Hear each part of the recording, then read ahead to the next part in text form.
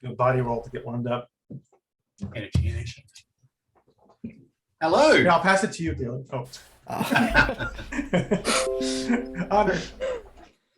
Hello, everyone. Hi. Welcome to Faire. This is our Dungeons and Dragons live play set entirely in the Feywild. I'm James. I'm a professional dungeon master with RPGathome, and it's my great pleasure to welcome you along to our really fun game.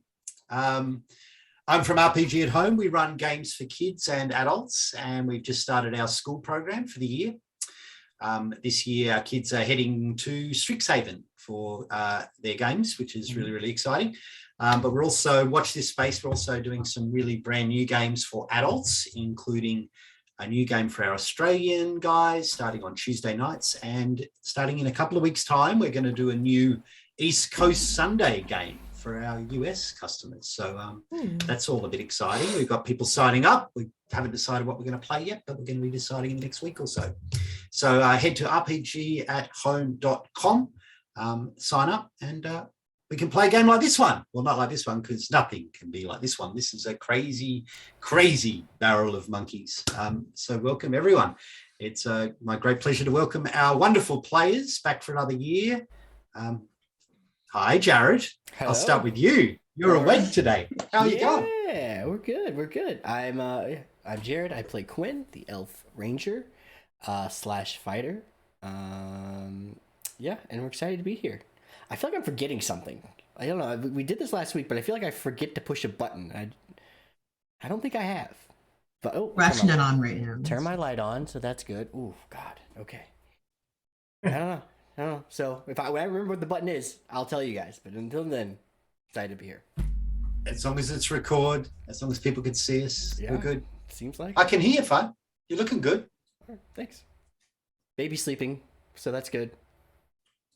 Good start. 3 hours of uninterrupted awesomeness. Speaking of uninterrupted awesomeness, hi Trini. How are you this week?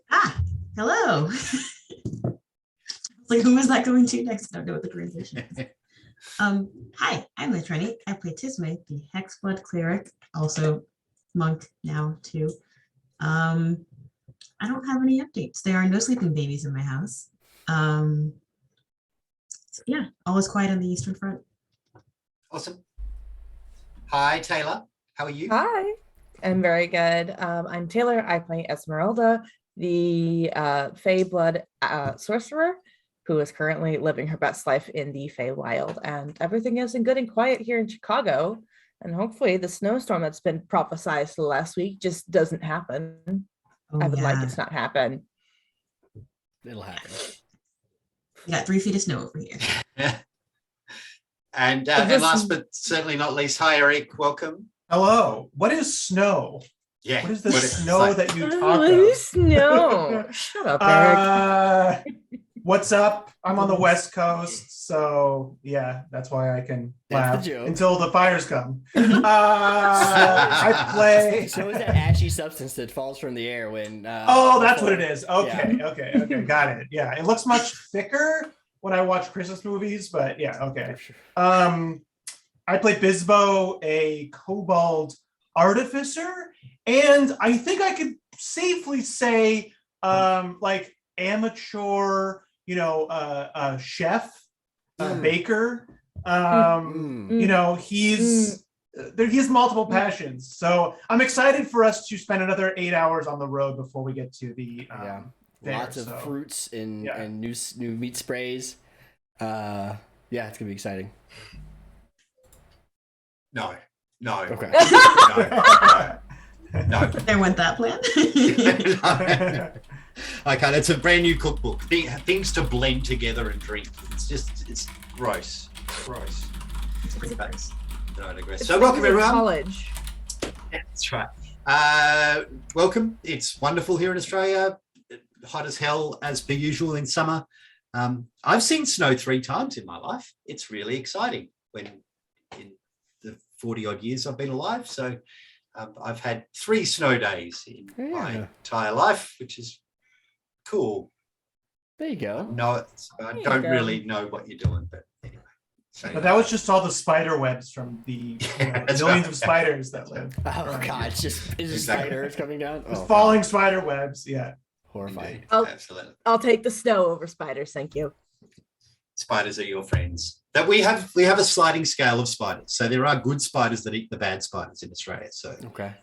we have a number of good huntsman spiders in our house that deal with the bad ones. So It's something when the horrors of the world have to create their own horrors to deal with the horrors that already exist, right? So like that's just the level of absolutely, you got it. evolution that we're not ready for. All right, so welcome everyone. Welcome to Fey Touched. Before we begin, I need to acknowledge a very special collaborator on our little project. His name is Darshan Fragnani. He's a wonderful Brazilian artist that has done these great portraits that you see around here and has done some NPC art for us as well.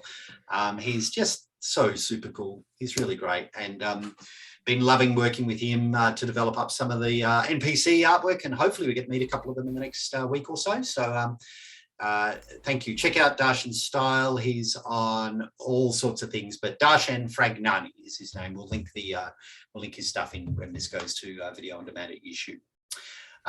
But unless anyone's got anything else to add, Jared, we kind of good. Without any further ado, I'd like to welcome everyone to Fey Touch presents Wrath of the River King. Huzzah!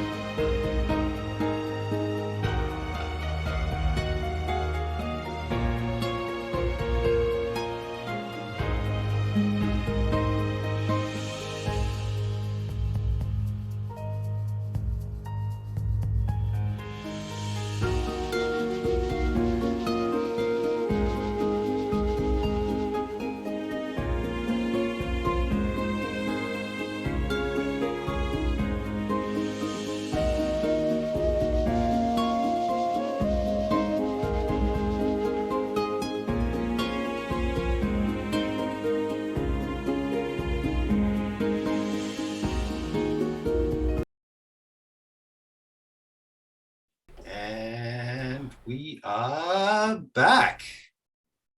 Hello, everyone. When last we met, our adventurers continued their journey to the Birch Queen's Faire. In the middle of the Feywild, in an attempt to save the Summer Courts from what seemed to be threats from all sides, the Shadow Fey have been building in power in the Feywild and have one by one been toppling the lesser courts of the Summer Fey. And our adventurers have been working their way through the Feywild to try and interrupt the transfer of power between the Summer Court and the Winter Court at the annual Birch Queen's Faire.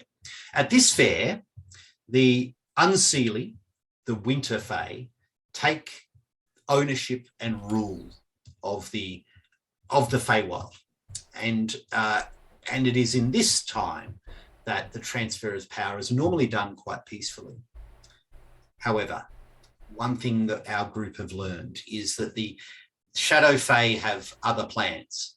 One by one, they've been toppling these smaller courts, and there's fear that once the transfer of power occurs from the Summer Fey to the Winter Fey, the Shadow Fey will take over and not give it back. And so our group, becoming champions of two of the lesser courts, the Court of Roses, Esmeralda's home court, and the Court of the Oak King, who has been represented by a new Eladrin, Quinn. Our group have moved out their way through the Feywild to try and come to the Birch Queen's Faire and champion these courts. Along the way, they've met a very important she. Elisandra is the queen of the River King, and you are within the realm of the River King at the moment. And Elisandra, did I say the daughter? Daughter Queen? of the. You said the Daughter. queen, daughter. Yeah. She's the princess, Daughter of, right? sorry. She's the princess. Yeah, I the was going to princess, say that's that's right. some Sweet Home Alabama kind of reasoning That's right there. Thank you. Is the daughter of the River King. And there's been some kind of shenanigans happening there where she's been kidnapped by a red cap and then rescued by our group. Having fought their way through a swamp of the flooded river of the River King. You arrived last week at a camp outside the Birch Queen's Faire, a camp of Lady Soromix, the champion of the River King. Soromix is representing the River King at the fair, and alongside a number of other of these noble fae. You met Lady Oberest from the Willow Court of the Winewood, Sir Chellisfield, a she-lord of the Highland Marshes, and also Sir Ingress the Red, the sister of Lady Belena, who was a Fey huntress that had been hunting Esmeralda as she emerged into the Feywild and was killed by the group a couple of weeks ago. Having joined Soromix in this strange kind of upper echelon noble bitch fest, I guess, you guys had unerringly allowed Sir Ingress to know that you had effectively killed his sister. And Ingress, demanding satisfaction, demanding a jewel, was taught a valuable lesson by Quinn with an absurd dagger strike that seemed to just nick him, but then almost kill him on a return. Showed Ingress who the better Fae was, and despite being almost victorious with a single blow, Quinn took the high road, effectively yielding the battlefield to Ingress, but causing him major social damage in the process. A feast of sorts or a meal of sorts eventuated, Ingress kind of leaving to lick his wounds. And over the course of the night, as per usual, enter Bisbo, chaos ensued. With some, when you roll 2 ones. Yeah. Maybe, what do you do? With some terrible dice rolling. Soromix alerted to the fact that he was quite magical. And in fact, she offered to buy him, which was an interesting kind of little play. Instead, a bit of stealth eavesdropping by Tisme has revealed a little bit about Soromix and what's going on here. She seemed outwardly kind of not supportive, but understanding. And despite the fact that she insulted Esmeralda a bit and kind of, chatted about the decline of the summer courts, she seemed to be okay until Esmeralda really snuck up and, not Esmeralda, Tisme snuck up and really overheard some interesting things. That there is someone who is looking for an item, and probably the book that Bisbo is carrying, and that there's a young she that will be emerging at the fair that will be introduced to Esmeralda as a kind of a way to woo her or charm her. So there was a bit of plotting, I guess, from Soromix and her entourage. You guys have managed to keep Elisandra relatively close and relatively safe over the course of the night. And as we begin our adventure today, you're rested, having spent a night in Soromix's pavilion. You've finally been able to kind of get out of the forest and get out of the wilds of the Feywild in the luxurious comfort of the nobility houses. And waking refreshed, you've emerged you've walked even further within the Birch Queen's realm. Walking your way through the forests of the Birch Queen, these autumnal stands of birch trees, they're oranges and red in stark contrast to the white trunks that stretch as far as the eye can see. And Having journeyed for much of this morning with Alessandra in tow, you said goodbye to the she nobles and departed Soraminx's camp. Soraminx likely to follow as she is arriving at the Birch Queen's Fair also later in the evening. But of course, with such a large entourage of nobles and commoners, they'll be hours behind you. As you emerge through the forest, you see the forest becomes thicker and the light becomes dimmer as you continue to walk. The gloom of the Feywild starts to get darker and starts to get a little bit more cloying. For Tismé, this is almost a comfort. Gone is the harsh, dappled sunlight of the summer mornings, and into the realm of twilight. As you walk further into this forest, you do get a sense of Sarastra magic starting to swirl around into this gloom. It's a faint purple and blue light that almost like a mist that runs between the trees, and shadows become deeper. If anything, details become more hazy. Everything starts to get that fuge of dream quality as you travel deeper and deeper within the forest of the Birch Queen. But it is not long before you hear the sound of music and the sound of revelry and the sound of joy from a distance. Beyond, through the gloom, you hear the sounds of the fair before you even see it. The little goat trails that you've been following start to broaden into a larger kind of, or not a road, but a larger path, slightly cobbled here and there. And you see that the plants themselves change. Large mushrooms, large toadstools starting to emerge, 20, 30 feet high. In the distance, you see others starting to walk along this path, along this road.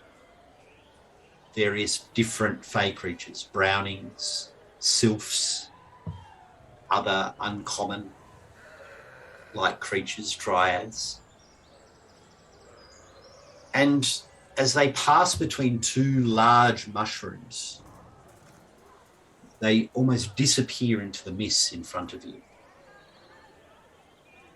As the five of you, because I'm assuming Alessandra's joining you along this journey, continue to walk towards the entrance to the fair, this kind of misty realm in the distance, you hear the sound of snoring. Big, deep, guttural snoring. And there, propped, leaning back, with her back up against a large, tall toadstool, a toadstool that, with every inhalation and exhalation, trickles little yellow pollen down on top of its head, or should I say one of its head, lies an Etten, two-headed giant. But not an Etten as Quinn or Bismo or even Tismé might know of in terms of legends of these two-headed ferocious creatures. This Etten is different. He wears gay clothes, an embroidered vest, silk ruffled shirt, and a peaked cap with a large kind of feather drooping down. His hose is untucked, his boots buckled, and one of the heads is lolled back in complete exhaustion, just snoring for the world to see, while the other head scans the path in which you're emerging. You see him kind of watching as each of these fey creatures come past him, kind of nodding as each one comes. But then, as he notices you in the distance, his eye kind of moves towards the five of you as you emerge. And you hear this guttural Sylvan. Garag! Wake up! They're here. Garag! Wake up! Starts to shake, trying to wake the other head as the five of you emerge. I'm sure this is fine. 20, 30 feet away.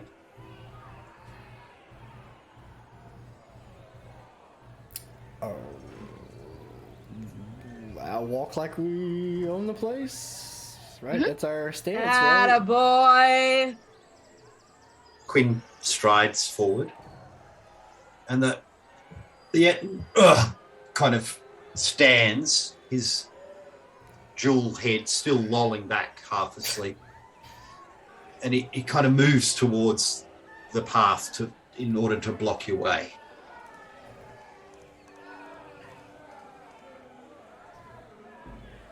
Stop!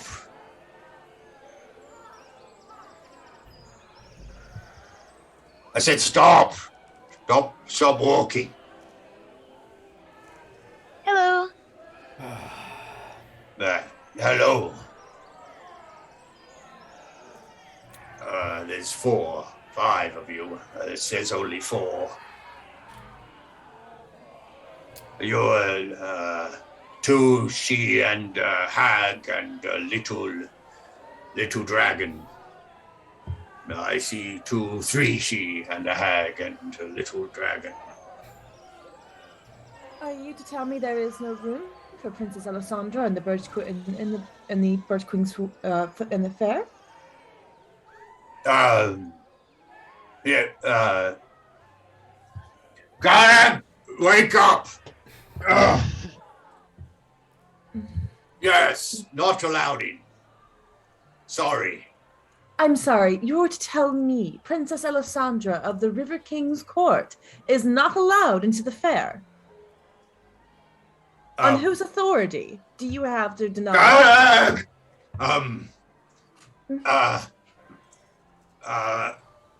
Alessandra, she's not on, he pulls a small, very small note in him, so it fits kind of in one of his palms.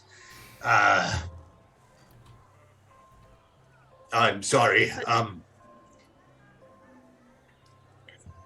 She was already here. He puts his palm out towards you, and it's half scrumpled and dirty, and I do not. Which one is Alessandra on list? Esmeralda will look at the list. It just says Esmeralda, Esmeralda Astrum and company.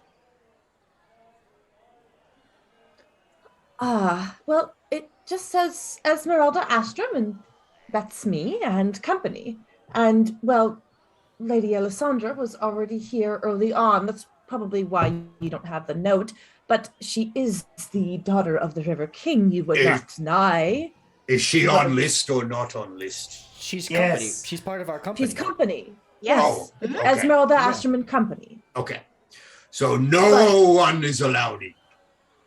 Anyone on list, not allowed in. Under whose authority? The list. Yes, and who gave you the list? Garag! Just tries to shake his second head. Do we want Moves this? Are his you body. trying to tell me that you are trying to deny A, a princess of the Fae, and B, a champion of the Oak King, their own chance to try at the Birch Queen's Fair, something that is a right granted to us upon protocol? And on whose authority do you have to make such things? Never mind, let me have your name. I will sort this out myself, and I'll be sure to make sure that you are taught how better to treat royalty when it comes walking to your door. I'm Negan. It's Garag.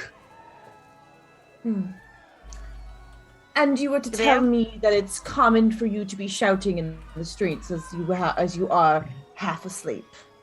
Very unsightly for the Birch Queen.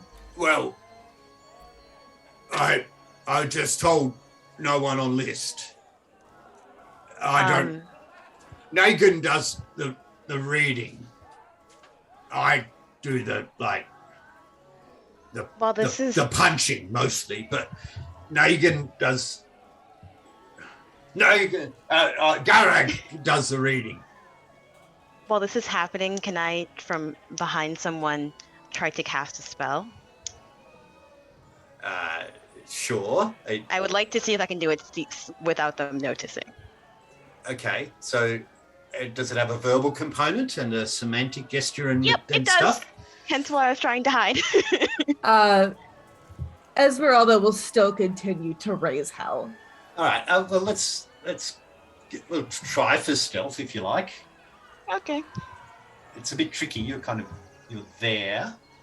Yeah. I didn't know if it was possible. If they see me, they see me. Stealth. I'm on the wrong page. Got it. That's not bad. Yeah. What's the spell? Oh, slippery fingers. Slippery fingers. When it came in college. Right. Sorry. Dungeon Master forgets Kobold Press spell. It's a very simple spell. It just makes them drop a non-magical item of my choice that they're holding. Oh, this being the list. Yeah, fantastic. Okay. So it needs to make a charisma saving throw, does it not? Yes. All right. I'm sure this is going to work. The DC for your saves is, from memory, very high. Yeah, I was going to say, I haven't done a charisma save in a while. 16. All right. I'll target it, and you can make the roll if you like. Like a safe bet that they have a low Christmas save. I was hoping that would be the case. Well, this head. Sure, go for it. Make the roll. Okay. Oh! Wow. Hang on a minute. You guys are no fun. Wait. Rolled really well? What? Plus 4 charisma. Plus 4? I don't... Wow. Garak is a talker. Yeah, apparently. Okay. As you cast the spell, and you see Garag start to automatically fumble, like he starts to just kind of, he starts to drop the note, and super quickly, the left hand grabs it as it's about to fall. With the left eye opening on the left head, the head turns towards Tisme. I'm sorry.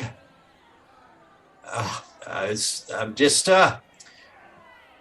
wasn't very sporting of you. I'm assuming that was you. The magic aura seems to permeate from your very being as I'm watching. Please excuse my brother. I'm Negan. This is Garag. I'm assuming, yes, you would be Esmeralda of the Court of Roses, yes? That would be Princess Esmeralda to you, thank you. Well, I'm sorry you've come all this way for naught. On whose accord? Oh, the Birch Queen. The Birch Queen would deny us all right. Well, I'm sorry, but my understanding is the Summer Court have decided not to send representatives this year for the transfer of power from summer to winter. And as such, the minor courts have not been recognised in terms of their place within the Birch Queen's Faire. That's odd, because Quinn's going to point to, Esmeralda's going to point to Quinn, and he wears the Oak King's symbol, and we all witnessed him being appointed by the Oak King. Are you also turning away others from the summer court? Well, to be fair, we weren't expecting anyone from the summer court. No one's been really here for quite some time. So we How let the interesting. degradation of time to degrade protocol and the way things are done. Such manners from the Birch Queen.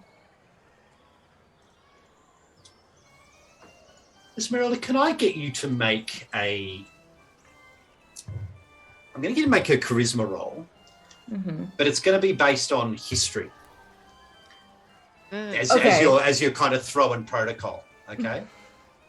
Okay, so am I rolling a history, but I'm adding my charisma to it? Yeah, so if you see on your skills page, I've just clicked it a couple of times to make it a charisma roll rather than an intelligence roll. I think that did me better. Oh, it's the same. It's fine. Okay. So if you could just give us a roll, just as you're starting to kind of work your way through that. 17. Plus 8. Brutal. Wow. He looks towards you. In fact, both heads towards you. Well, yes, theoretically correct. If he has been appointed by the king, and you are the nominal representative of the summer courts, you ordinarily would get passage within the space.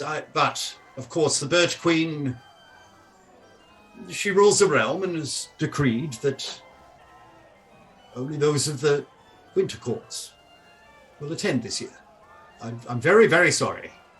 Then how is she to get the power from the Oak King as she's going to appoint to Quinn? He's the one that's going to be doing the handoff as his representative. If she invites none of the summer court, the Oak King will hold his power. And they will not get their winter. This is the way it's been done. Persuasion roll. Come on. Oh, man.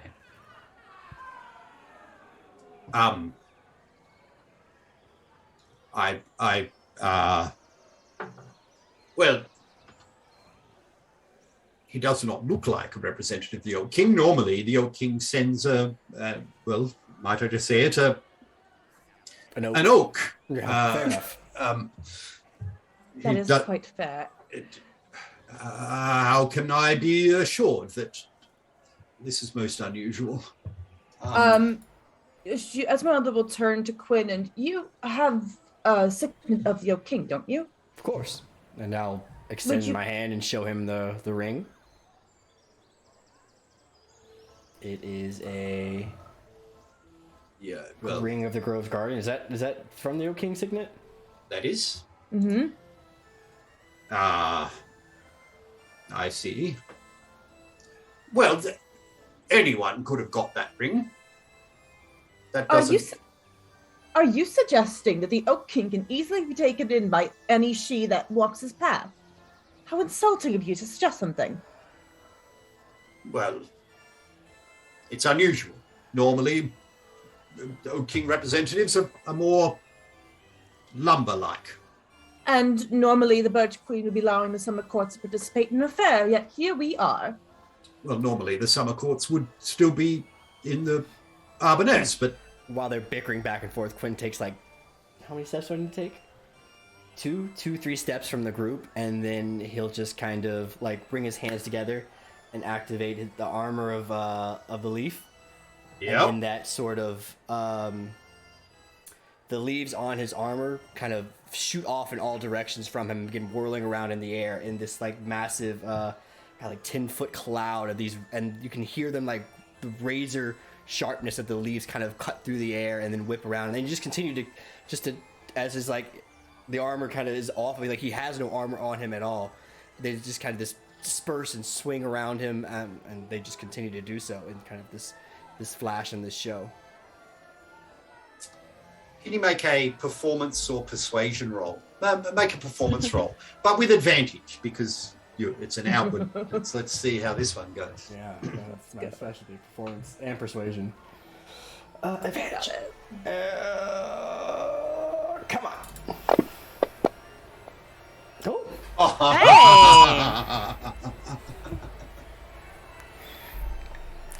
you go.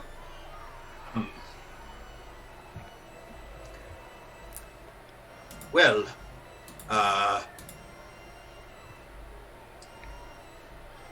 yes,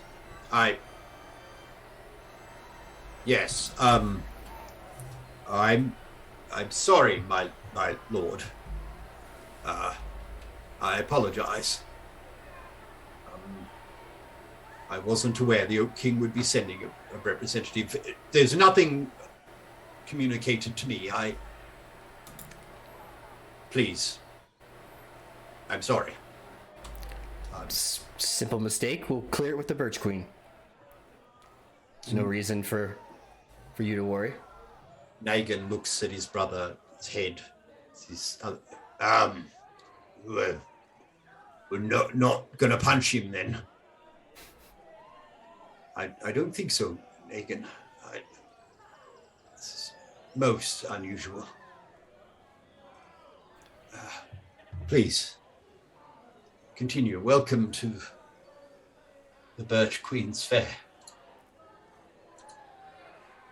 And the Eton sits back down, propped back up against the massive toadstool, allowing the five of you to pass.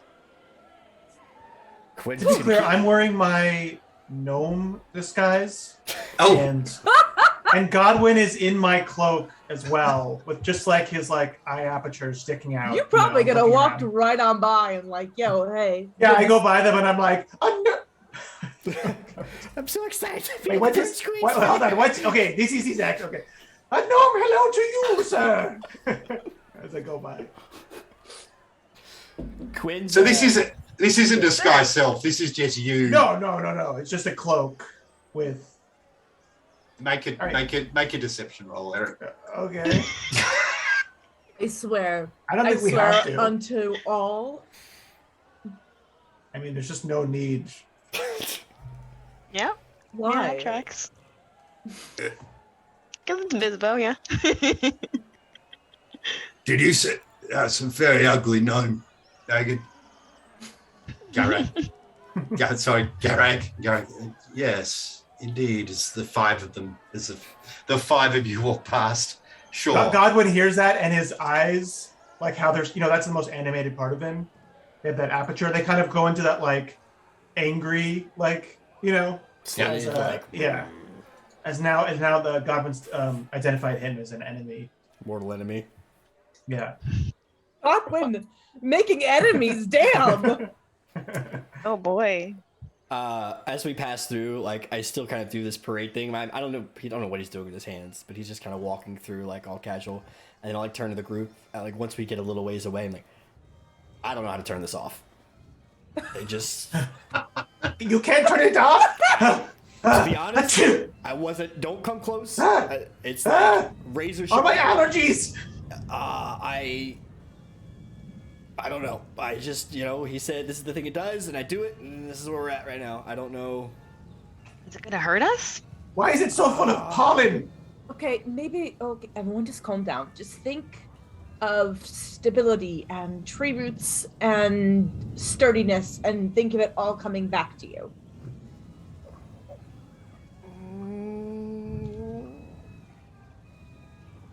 I guess, and I'll just try to calm down, and then the leaves reform back in the armor, as far as I know. It kind of leaves it out on here, but they just start just slowly, and they all fall in a very specific place, and they're almost intelligently, and then they kind of rest back on his armor. Wait, are you naked when it's going around? I have a shirt on underneath. Just small clothes? But there's no armor. I get no armor bonus when those things are extended. So you see everything leaves, and so you see whatever, probably soldier's garb tunic that would wear under normal armor is just there. Well, you've been wearing your fine clothes that Esmeralda There you go, yeah. paid for, yeah? Yeah, because Yeah. you guys are all in your kind of your good garb, yeah. I can be shirtless for you, Bisbo, if you want. No, it's. Birch Queen might like that. I gotta wait till the next morning It's a tactic. to do that again.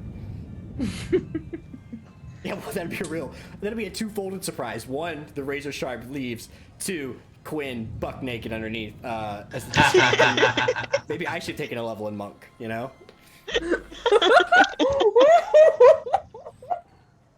No. All right, so man. that's what 3 times we've been attempted to be thwarted to get to this fair. Mhm. Each time becoming more and more blatantly obvious as we press forward. The Birch Queen may just shoot us or stab us on sight. You know, at this point, that is worrying. I mean, this whole time we've known that the Shadow Fae would stop us, but if the Birch Queen, the one that we're trying to leverage to stop this, is against us, I don't really see where we can go from here. We go into the fair and we fight, as everyone else. Everybody? Getting here is part of the battle. Once we get to her face to face, we call her out the same way I did with Garrick and say she has no right to put that protocol down. Not so long as there are members of the courts sending in champions. What are the odds of us getting that close if she was just gonna explicitly shut us down at the edge? I don't know how the fair works. Can we just walk up to her? Is she kept in a curtain most of the time? Like, She will be kept in her own litter, sure, but we'll be putting ourselves with the other competitors. And we make it an issue of face rather than... If you make it an issue of face, she will have to allow to save that face. Committing an indiscretion as big as she has, but being called out upon it publicly, we need to give her a way to correct it and be gracious about it. She's not going to be happy, but we need a chance. your brother wasn't on the list, but he's also a representative of the lower court, or at least tagging Rowan along with King, the yes. representative of the lower court. Maybe warn him, or Esmeralda will turn to Tisme and could you, I'm so sorry to ask you to keep expending your magic on my behalf. no, it's fine by me. Check in with him. we could also wait to see if he's in there, but Well, he'll I wouldn't confirm want if to- he's here or not. fair enough. Because he was still behind us, as far as we know. Last time I contacted him, we talked about the toads in the swamp and the tendrily things, and he seemed shocked by that. So it didn't seem like he was ahead of us. Per se. And his champion took a harder path for a physical test, and Dorian did not like that. He doesn't like anything that's heavier than lifting a stack of books. Anything more than that is too much. It's fair. I understand. Sure. And Tisme will take out the wand. Yep. And we'll use it to cast sending. Just 1, 2. Nope, I unclicked it. Oh no. 2. Yes, but where does the wax Why do keep you not coming want to from click? for this wand? There we go. That's a great question. Do you really want to know? No, never mind. Don't ask the hag where the wax comes from. It's quite I was disconcerting. just gonna say like, oh, it reforms or something, but there's way creepier answers you could get. No, I've identified it. I know exactly where it comes from. It would shatter part of your mind, I guess. I don't know. Yeah. There's a living being that lives inside in a micro plane. Who knew the lore Just of the milking wand and some weird whispers? abominations. What? Anywho. It's like Rick Sanchez style, like. So I will take out the wand and hold it close. Whisper into the creepy little bird skulls. Start by saying hi. We have arrived at the fair.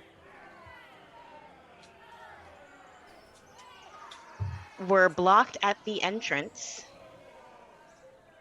Where are you?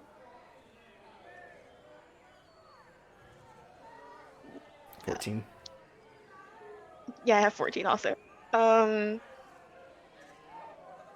Summer court is not allowed.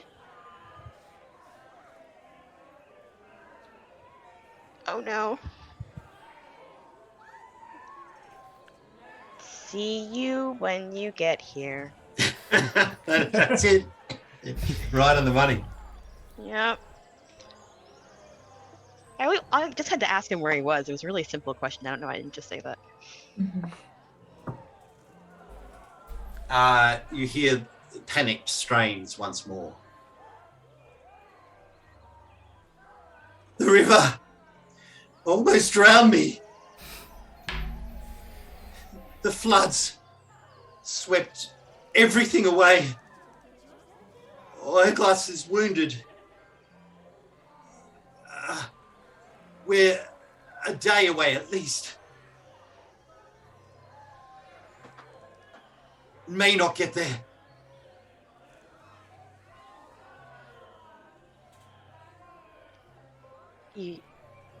Things have gotten worse. Your brother, he said the river swept everything away, nearly drowned. Eyeglass is injured. They're at least a day away and may not even get here. The river's trying to drown him, and Esmeralda is going to look back at Princess Alessandra, and the River King would allow such things to happen.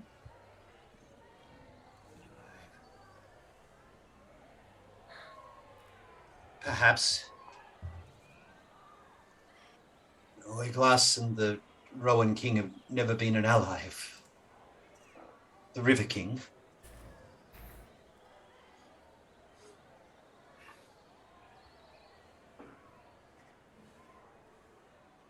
Esmeralda will have this panic look for a moment and immediately will look back, but then look forward and say, no, we need to stay. This is our best chance. It's just now it's a little less in our favor. Dorian's fine. He's alive. He's smart. He can get them out of there. We could detour, We'll just come back to the fair tomorrow. Next session. We'll go. Session? What are these sessions you're talking about? The Feywild, the time is weird in my head. So if we right leave now, the fair, sessions that I break everything down into. If we leave the fair, we give the Birch Queen more of a chance to turn us away again. That's true. Can we send them any help? Do we have any ability to send them a care package or healing or Esmeralda? I'm sorry, not Esmeralda. Alessandra, do you have contacts here that may be able to ride out and help? We know you, of course. I know the Rowan King is no friend of your father's, but Dorian is my brother.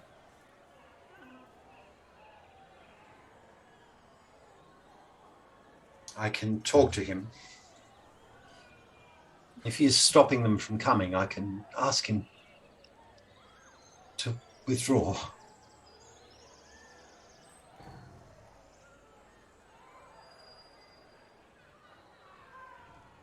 No, that would put us in a very dangerous predicament, knowing him a favor. Esmeralda will look to Quinn and say, we need to find those that potentially could still have some heart for the summer courts, or at least neutral enough to where we could buy them off to help. Sure. Any idea who that is?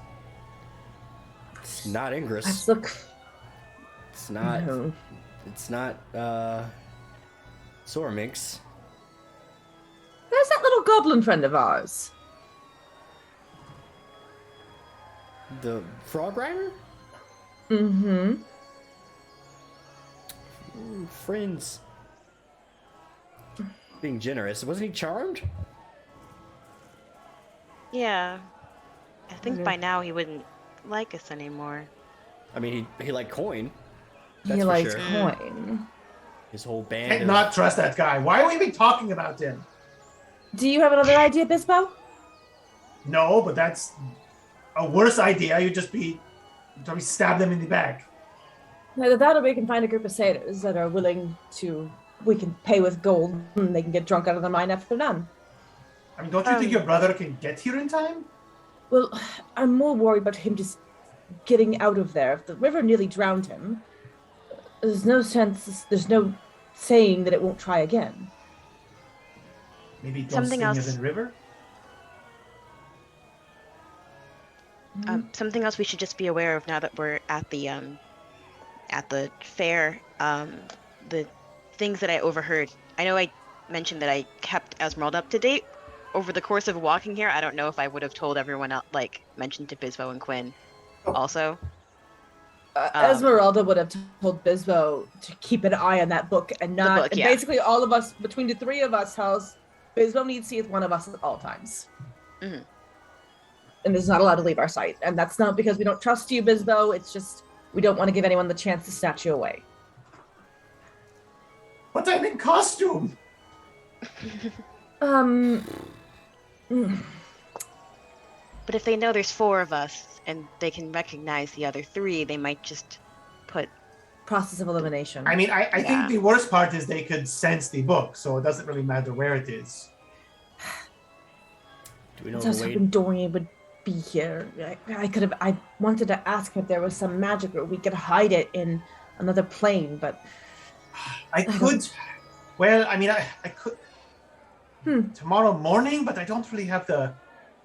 I'm using all my reagents already on other things, so.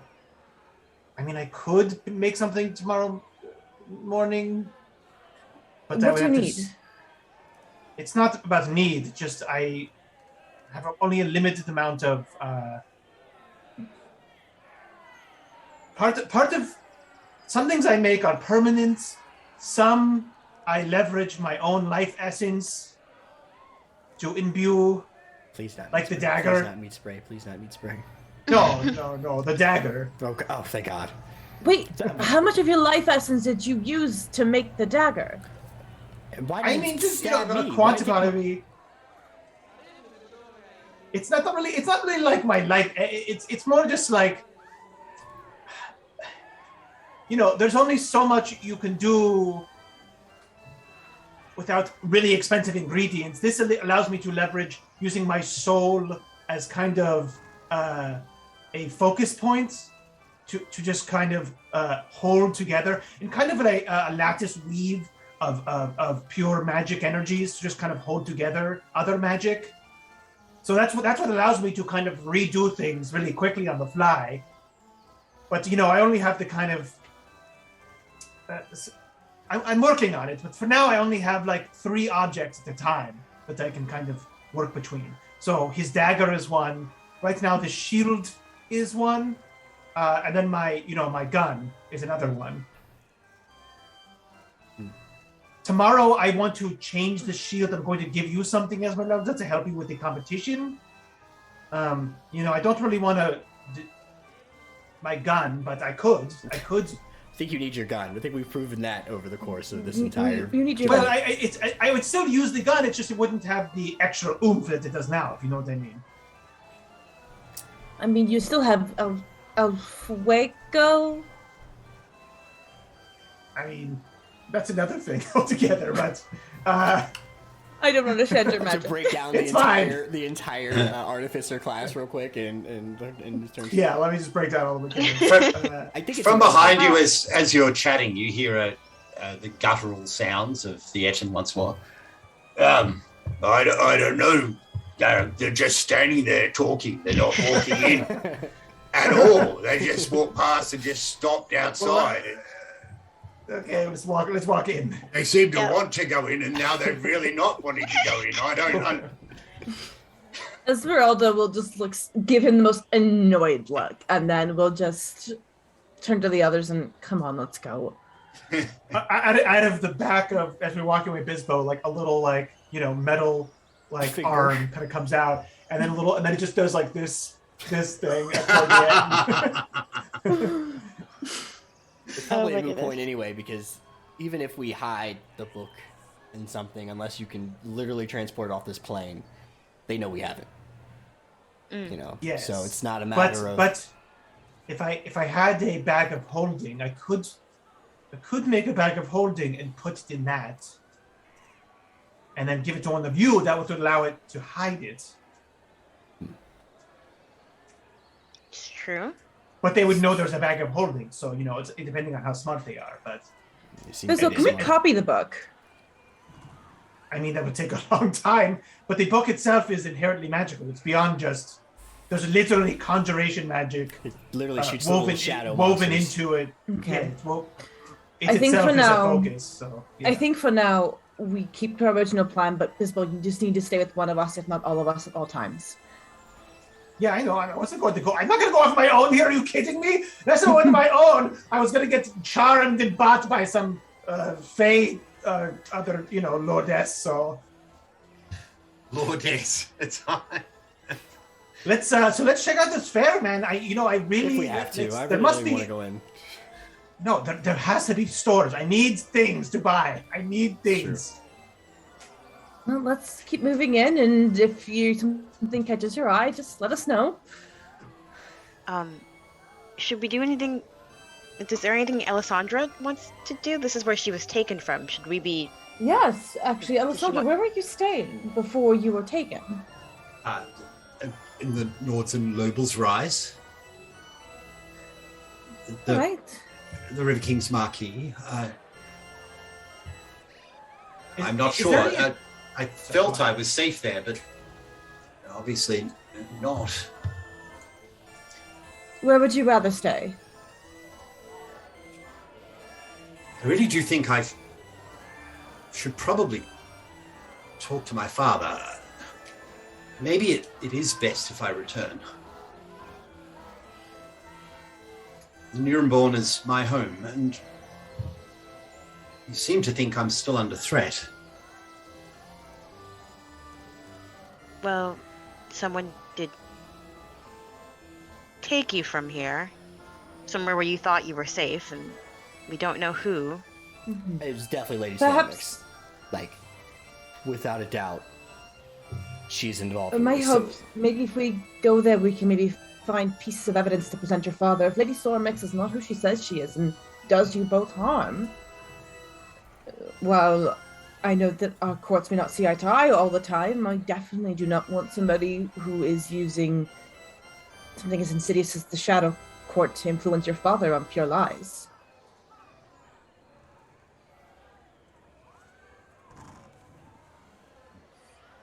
I'm sorry, she's got to leave here and go to the... That's her goal, is to leave and go back to the River King's Court. Yes, I can use the Fey Road and leave. Might be better to do now before Stormix gets here and does whatever next is on her plan. I'm worried about her going off alone, but I would rather you go with somebody. And perhaps we can find someone who's loyal to your father to escort you. Well, I don't doubt your magic. I do just want that safety. We know a great goblin. But the road at the Birch Queen's Fair should suffice. It's protected. They'll let me use it. So is the Birch Queen's Fair, yet you were snatched away.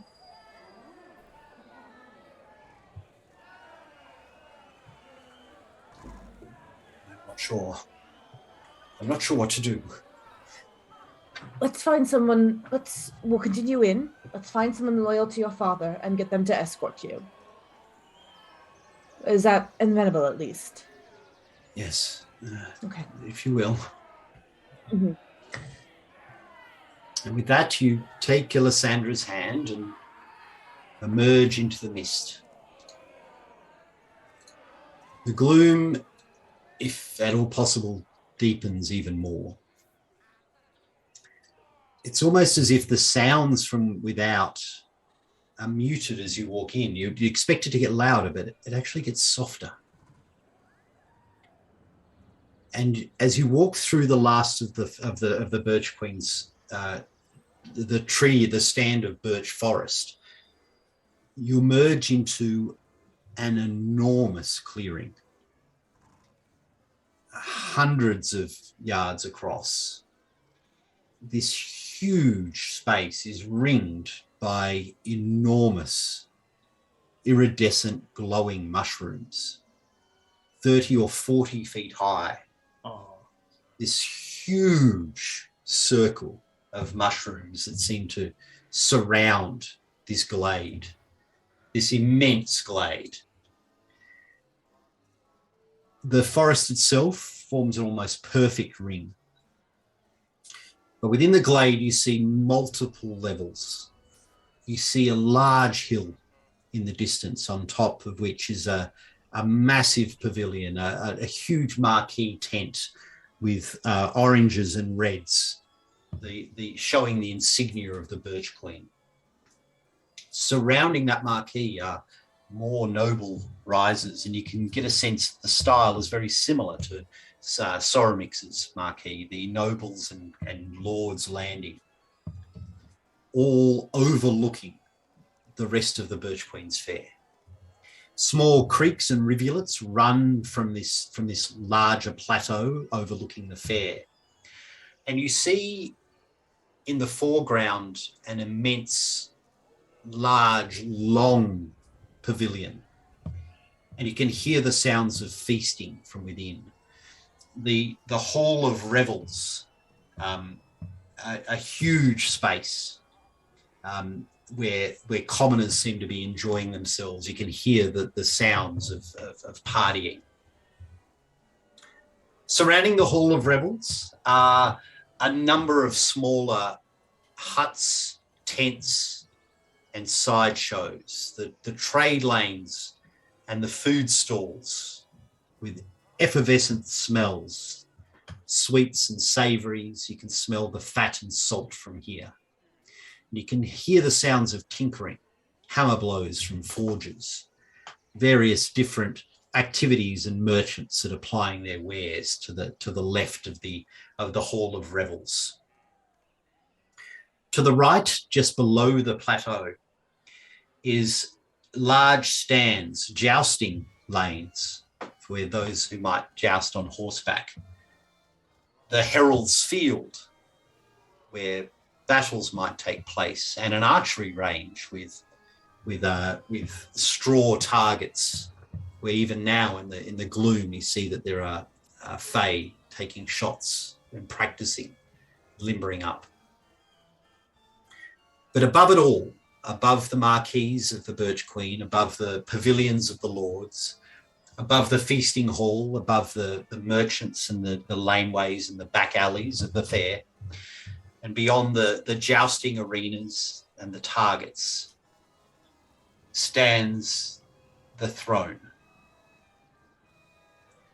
A large birch interwoven throne made out of branches, resplendent in a crest of red and orange leaves.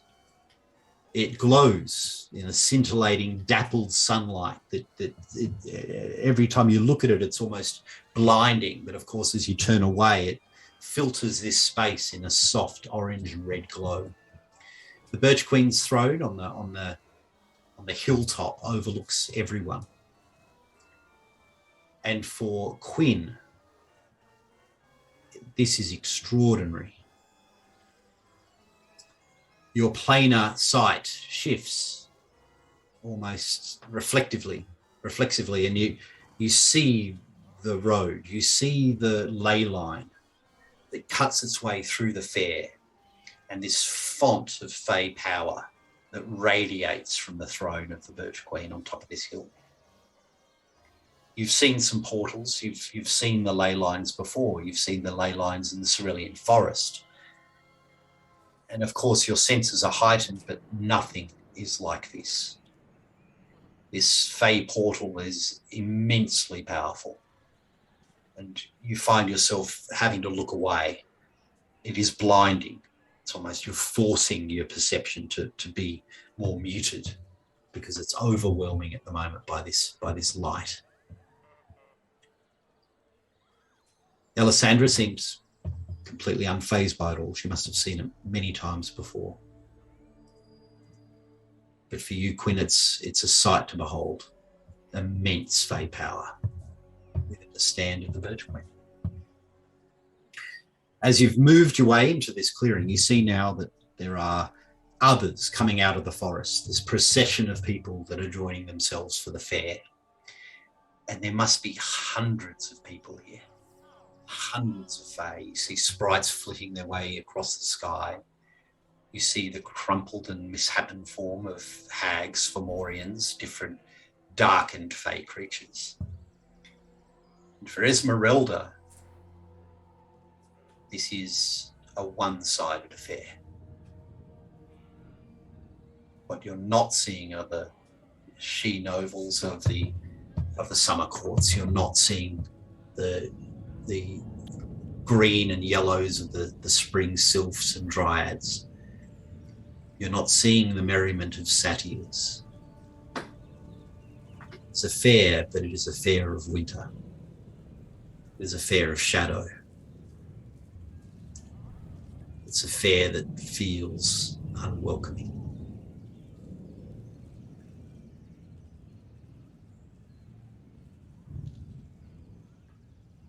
From behind,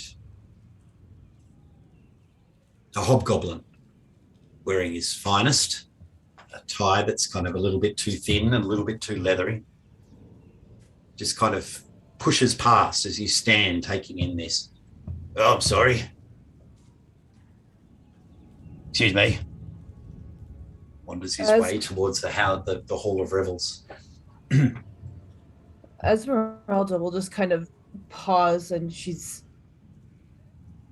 blinking a moment before she turns to Alessandra and asks, how long has it been like this?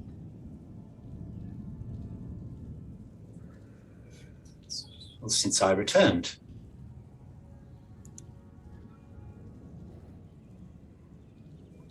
Like 20 years? Decades. Yeah.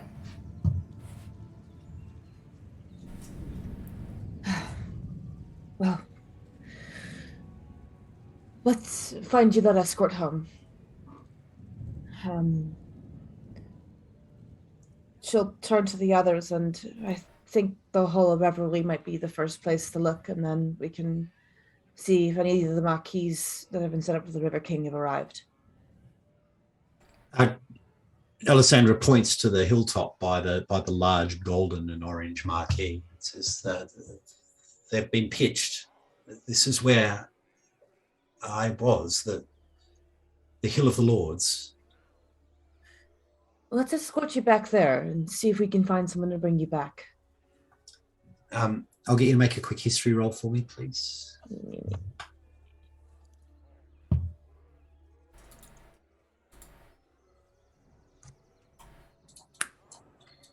So you look up towards the stand of pavilions and tents. You see that the different courts and different houses are represented by marquees and banners. And they are uniformly of the winter courts. There is not a single summer court represented on the hill. Yet. We're gonna need some tents. Tents? And a banner. We're going to need fabric. I know only one creation that can tailor something quickly, and that's Godwin. This is Esmeralda will look to where she knows Godwin is hiding, and we need to find some netting. We are going to cover one of these hilltops in as many flowers as we can, but I need a place to anchor.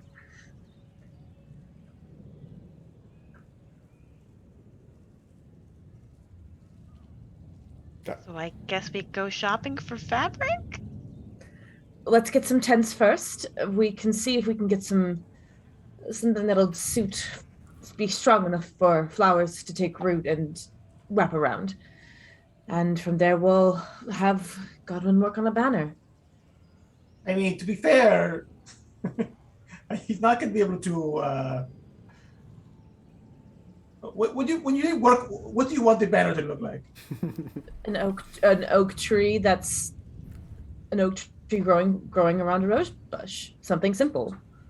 Oh, that's simple to you. You want an embroidered graphic of an oak tree and roses around it. Never mind. We'll make it work. It's fine. We'll be abstract.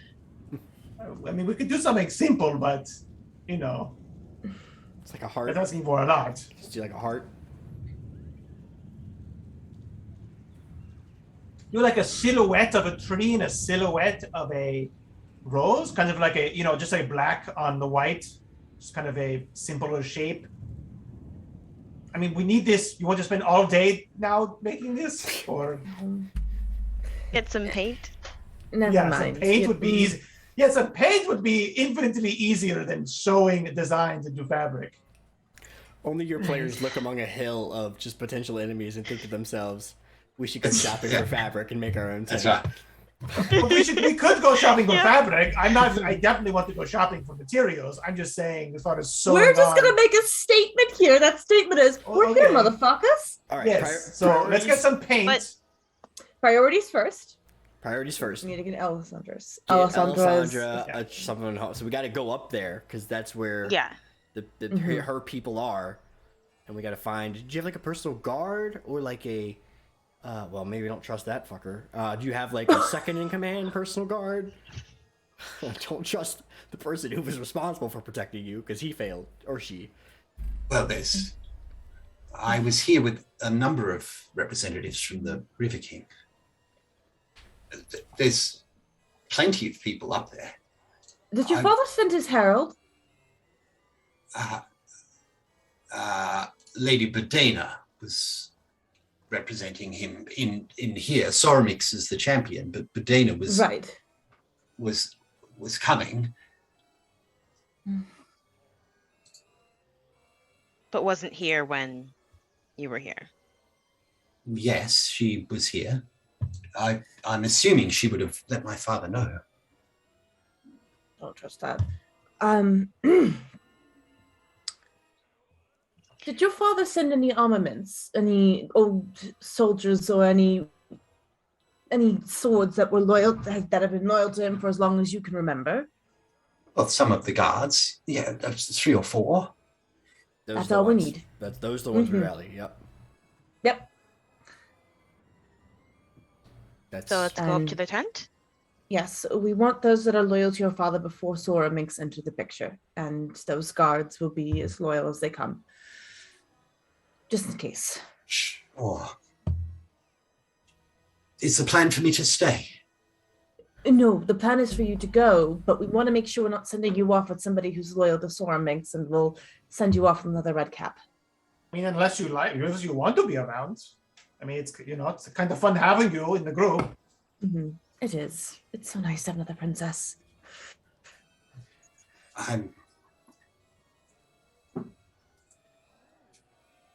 Yes. I'm not sure how safe I'll be here with you, though. I'm more concerned about you than me. Once the fair's here and once everything's moving, I don't think I'll be bothered, but I'm not sure how many friends you'll have in this place. You're our friend, right? Yes. Well, you have my gratitude. You saved me from a life with that thing. Oh, so you consider us more like acquaintances then? They attach a lot to I- friendship. I made you this friendship present. I was going to save it, but okay, I won't. I put it back in my. It's not as fine as that, as the Chinese and. I mean, Tismay's and Esmeralda's, but Thank you, Bispo. I think I'm indebted to you enough as it is. I'm like go and like putting it back in my pocket, and I just look so dejected, like my large little reptilian eyes are watering almost. Just take it, please.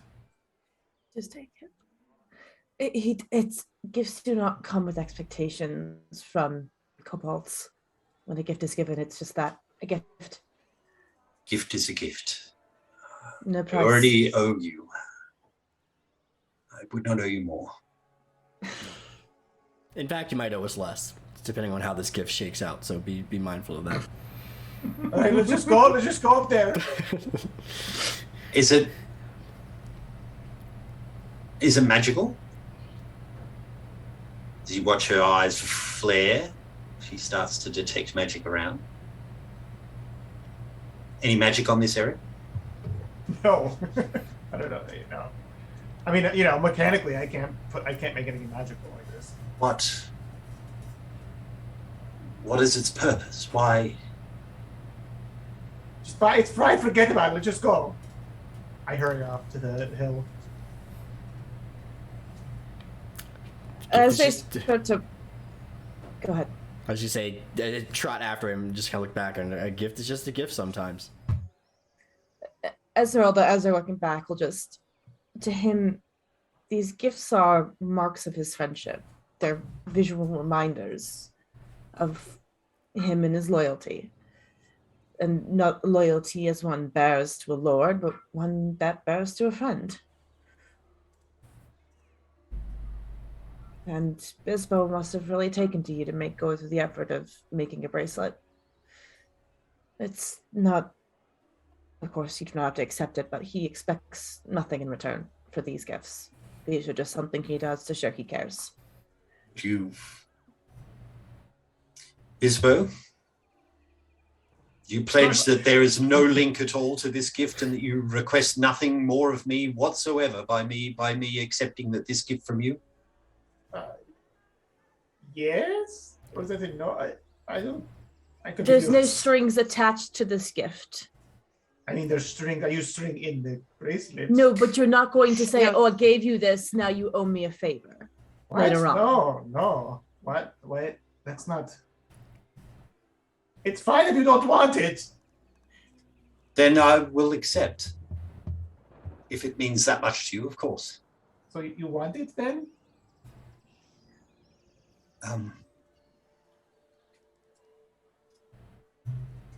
Yes, I want it.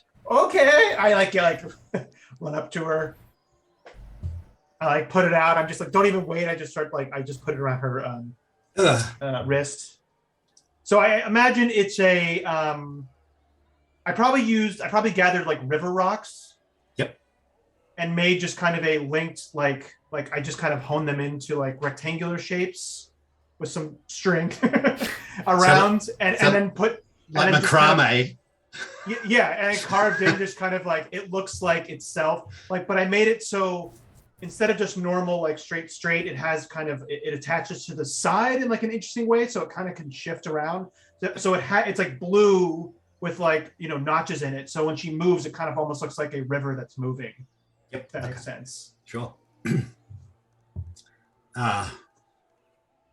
Thank you. Yeah. Okay, let's find someone to bring you up. God, my allergies, Quinn. You have to just keep that armor. Yeah, it's the pollen It's the from armor. the razor leaves. So much pollen. It just flutters everywhere. All right, let's go. You maneuver your way around the fair.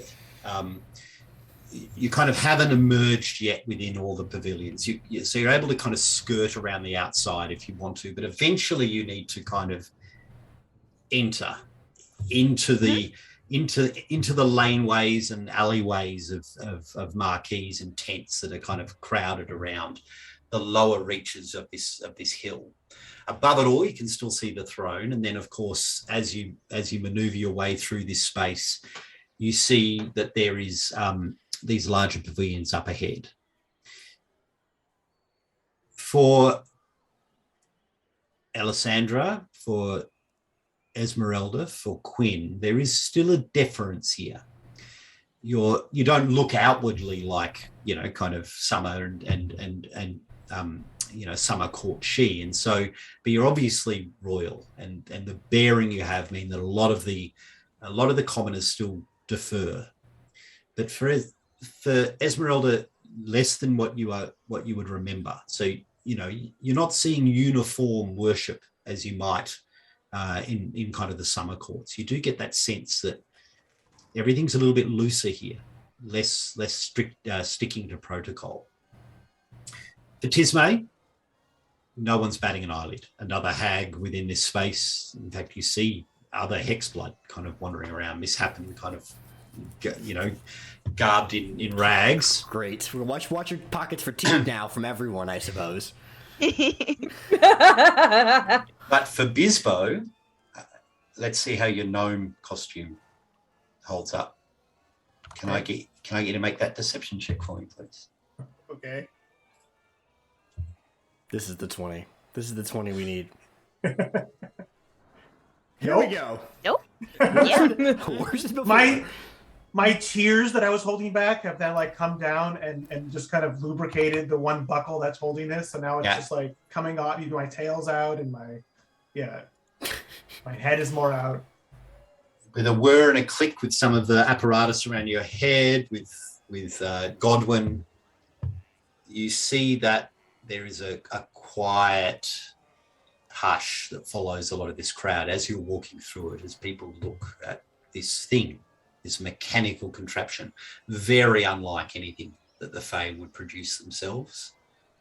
And you get this look from everyone as you walk through the laneways of up towards the marquees up on the hill. You are certainly noticed now. I don't like this at all.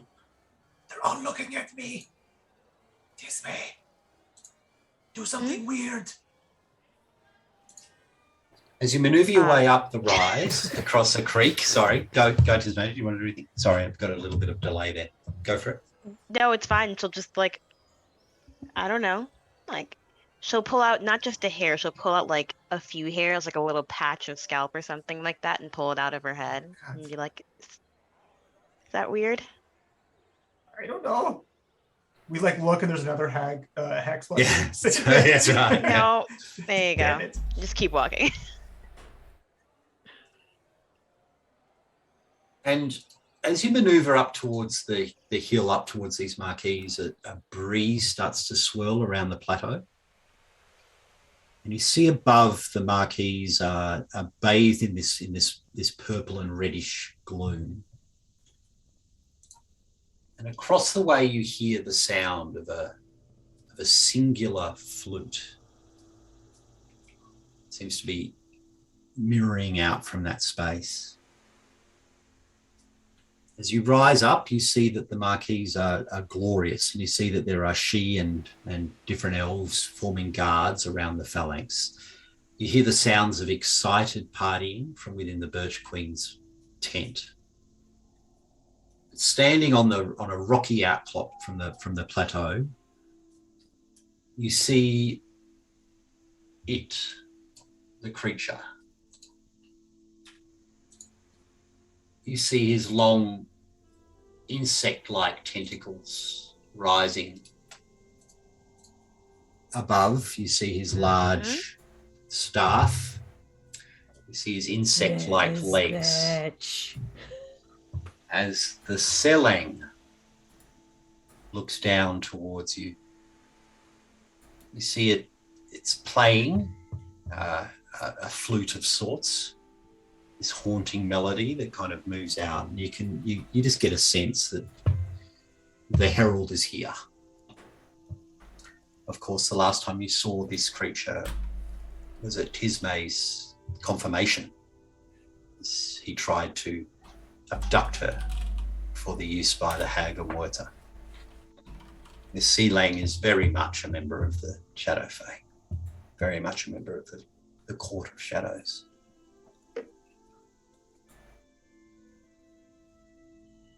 Quinn releases the dagger from, not at him, but from its sheath, from its Yeah. I don't wield it. It's just readies it so he can throw it quickly if need be. But I don't think we're going in that direction, right? Where we're going. You are. Yeah, you're heading up that way. Does he see us? You're not being stealthy, I'm assuming.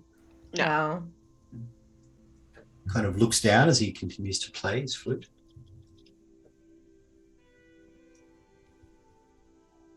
This motherfucker. Esmeralda will just kind of push them, and the greatest insult you can do is just ignore him. He is nothing but an insect on the wind. Hello down there. Oh, shit. I thought you would be dead by now. You thought wrong. You look different now. Thank you. Not so much a pretty dress with the girl, nor a milky eye.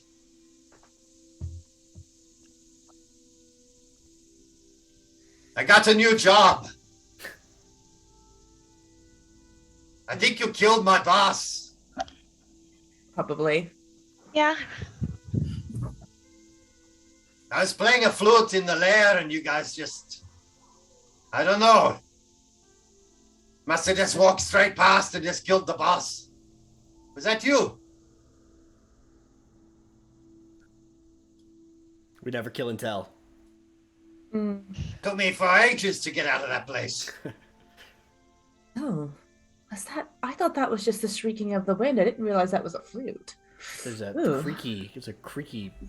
Right? I Cavern. just didn't think it was a flute at all. Yeah, it sounds like when wind blows down through sewers and hits all the poop piles. I look at you, Esmeralda, like I'm proud. Like I thought that was a good insult. As Bisbo will get a little pat on the head, just a. Yeah, right. Interesting you show your face around here, eh? Why not? I'm not Is it talking to you, something I'm we should know? talking to her. Oh, Points sorry. towards Esmeralda. You're welcome, of course. All hags are welcome here. Esmeralda will just stare him down and, oh, I'm sorry. Were you attempting to speak to me? I tend to zone out when those less than approach me. I thought you had the message. You're But kind this of is- welcome here, lady. This is Shadow Court stuff. Are you ready to join us? We'll see, won't we? But for now, I'll stick to protocol, just for the fun of it.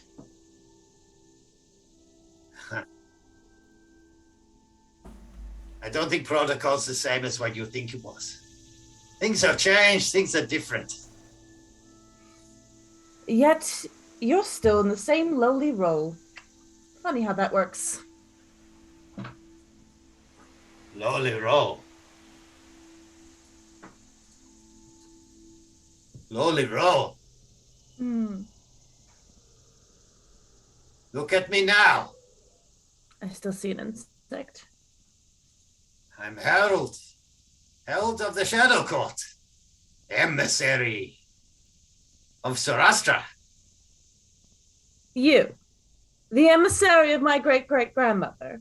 I Us. think not. On her authority. Or her husband's.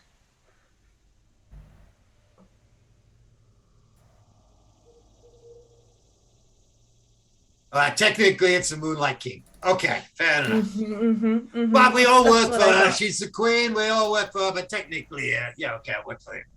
When's the last time you saw my great-grandmother? What do you Does mean? anyone?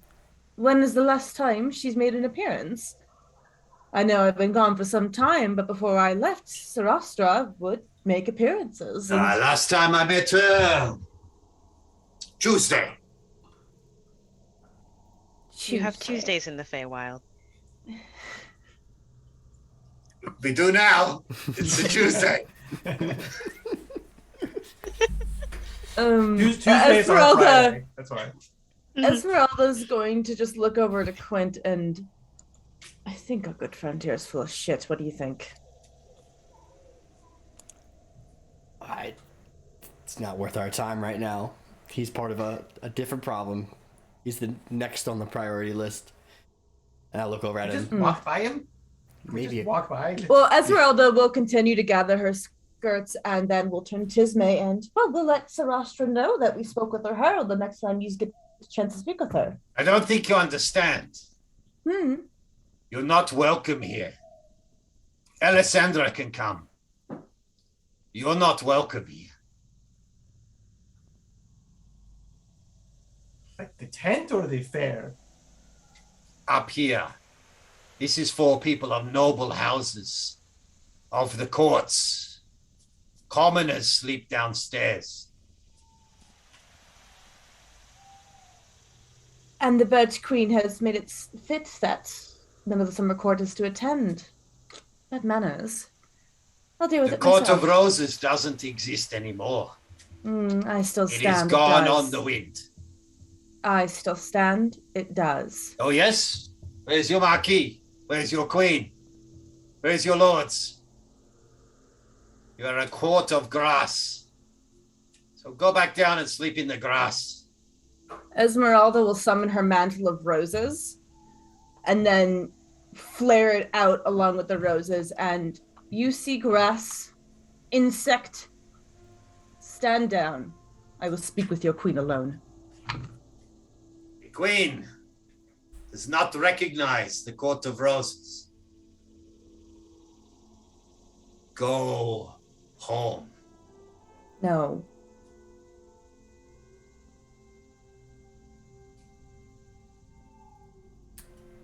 Go home.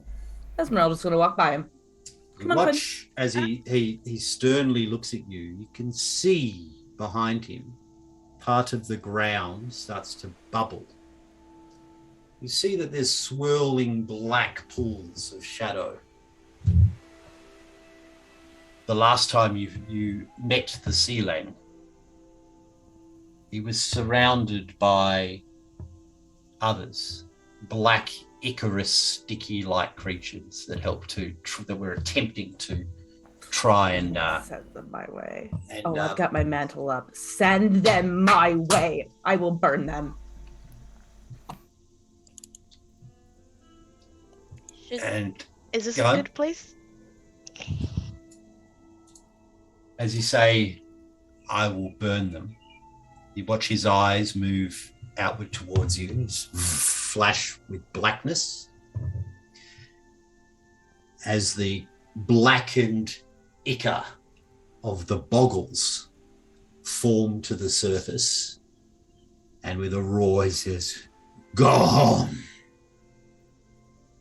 And we're just going to have a little break. And when we return, we're going to roll initiative. Oh boy. And then we'll all Let's talk, go! We'll all talk him down in order.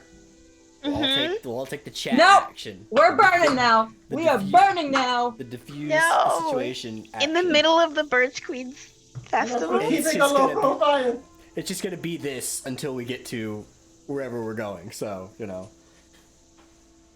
All wants right. to Oh, pay for us my in job. full. We'll pay it back in kind. We'll be Let's back. go. We're going to take a little 10-minute break. So we'll see you soon.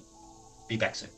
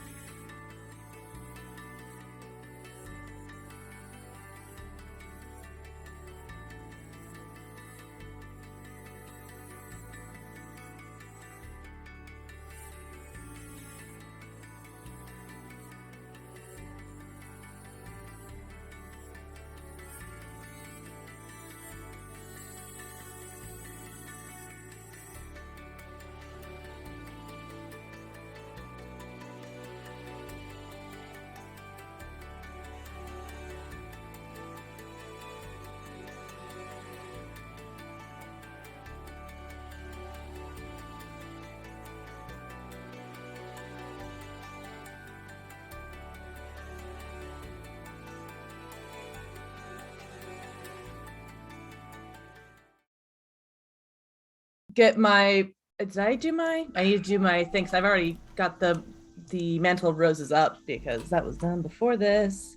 Yeah, and he got to cast his spell too. Oh. No, I'm just saying, like, this is the first time I don't have to spend a turn doing it. I'm going into battle with it on. Absolutely. This is exciting. Oh boy. You get no sorcery spells points from me today. Oh, where the fuck? Sorry. I really hope you crit on another dagger throw, Quinn. I really do. Get your revenge. Hang on, just 1 second. Have you moved us across yet? I have, yeah. Would you like me to go Oh. back and? Hello, everyone. It's awesome. All right.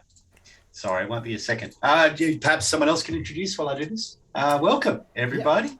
Yeah, hey, welcome. We're back. We're Fey Touch campaign ran by James at the incredible RPG at Home. James runs games, just like this, except with a less rowdy bunch. You can do it for younger kids, which I think is incredible. It's a cool way for a kid to learn math and social skills and have fun. Do it for older people, some of you old farts out there. And you should just go to his website and, give him a little bookie. He's got Sunday nights, I think, opening up, although it sounds like it's going to be booked up pretty quickly. What are you running on Sunday, James? Not sure. We're going to work that out once we fill up. So once we fill up, we'll have a bit of chat. We'll do a session 0 and we'll come up with a really kick-ass game. I think is what he wants to go back and do. I am playing 2 games of Saltmarsh already. So if that's the case, I love Saltmarsh. I'm a big Saltmarsh fan. I used to be a pirate when I was younger. I tell my kids that I used to be a pirate, and then when I met their mother, I gave up my piratical ways and settled down. And I've stuck to that line their entire life. And so I have a 10 and 12-year-old that perhaps believe I was a pirate. All my brothers and uncles and everyone else that they know, every time they've asked them, have completely confirmed it. But, yeah, he was a pirate. It's like, yeah, but he's better now. He was a real asshole, It's going to be horrible once they watch that movie with Tom Hanks where he gets... Yeah. They're like, Dad, what? This is what you do? Yeah. I'm the captain now? Yeah.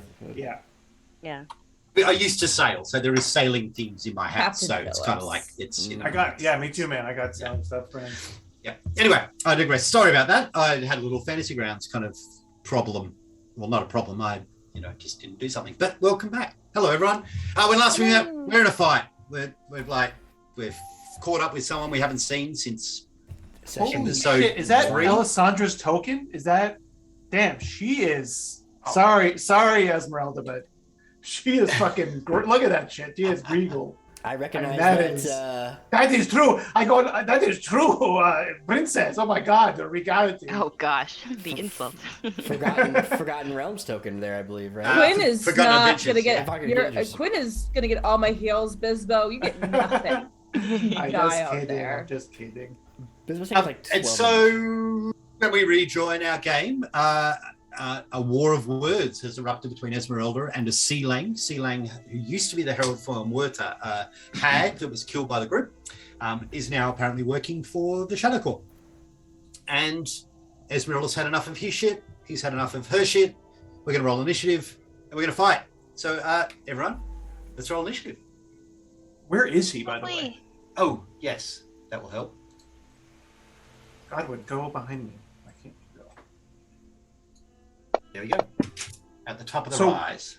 Okay, so he's not on. You said before. You said he was like on a rock outcropping, but he's just on kind of a steps. Okay. Yeah. Now he's steps. I frantically try to find a rock outcropping map. We now have steps. So we're going to retrofit this a little bit. That's where he is. I don't know what's happening to the map. I don't know why it's doing that. Sorry, that's child lock. Just to make once I put something on, just so that people don't move their tokens too much. There we go. Bisbo goes big. Oh Jesus! Can you you have to roll for Godwin, right? Yep, can do. Godwin will roll a 7.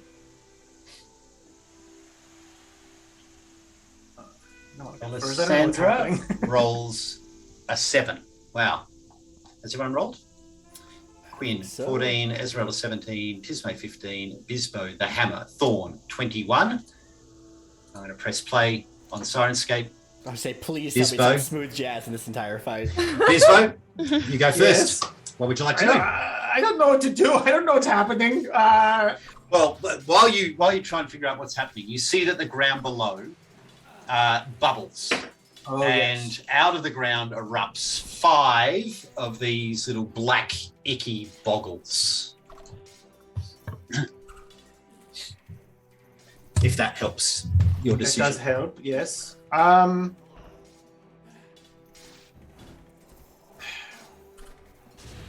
guess this is happening. I mean, Esmeralda did not give me the go word yet. So, did you? Going to murder you. There is a literal dude who kicked our asses last time and ran away. You told me Now never it's to do anything unless you say something. I'm actually siding with Bisbo here, despite the fact that there are spells being thrown. I mean, he summoned these guys, and that's where we're at, right? Pineapple. There we go. Pineapple. Do you yell? She yells pineapple? Okay. I freak out, and I will load up my ultimate weapon and fire at them. Yeah. Okay, when you say at them, Yeah. the ultimate weapon's web, right? Yeah, so it should be a 20-foot radius. I can draw it on, right? So, drawing. No, not drawing. Pointers. Yep, that's it. Draw a circle. A 20-foot radius. Then how do I move that? Oh, I click in the middle, right? There should be like a little dot, I think. Yeah. Hey, there we go. Yep. I like that. So she's like, pineapple! I'm like, oh, shit! I just get down and throw it in and just launch my purplish round. Sounds good. All right, let me target everybody. I just pictured like there's like a button you're fumbling to press. And you're like, Pineapple! Pineapple! Pineapple!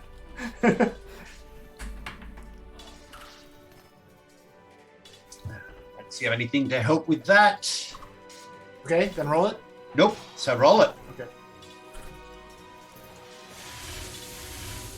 Oh, It's a lot of failures. fail. A lot of failures. yeah, it's a lot of failure. Fail. But success for One boggle. one of the boggles. So I click the restraint, right? Yep, that's correct. Yeah. So you should see there's a little red symbol now on each of those. Yeah. And then I click web concentration on myself. Correct. Okay. Okay. Are you moving at all? Yeah, there's a tree right there, like to the left of me. Yep. Yeah, I'm gonna move behind this tree. Sounds good. Any bonus actions? I don't think I have any. No. Godwin's right now in my back, like on my shoulders. So. Okay. Web is The difficult ceiling. terrain, right? Yes. Yeah. And they're restrained. Those that are restrained are restrained.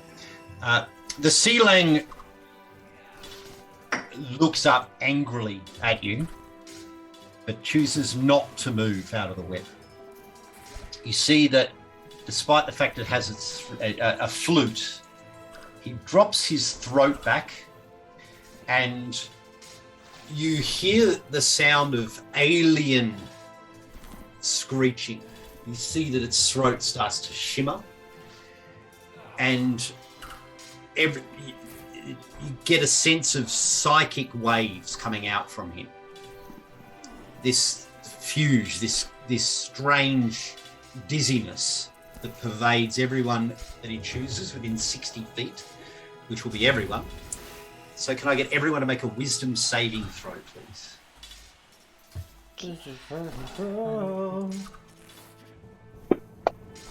I'll take it. Whew, okay. I will take that. Good all around. Pretty good all around. Holy shit. Everyone roll. Holy shit. Holy shit, except for Esmeralda. Esmeralda is now confused. Hold on. I feel this psychic wave coming. Yep. And so like I'm bucking down. I guess I see Esmeralda try to like waver or whatever. God, what am I gonna do here? Sorry, Esmeralda. I need to get it snap the focus. So I see. I'm like, Esmeralda, no! I quickly load in meat spray into my gun, and I like basically into where my force part of my gun is, and I just expel it, and just a compressed beam of meat spray sprays at you. You know, you can smell the herbaceousness and meat just to help snap out of it. So I will add a +4 onto that save. And that'll do it, no problem. So this kind of horrendous stench of the meat spray. Hold on, I didn't say horrendous. I said herbaceous. Is herbaceous a word? Herbaceous. Yes, it's a word.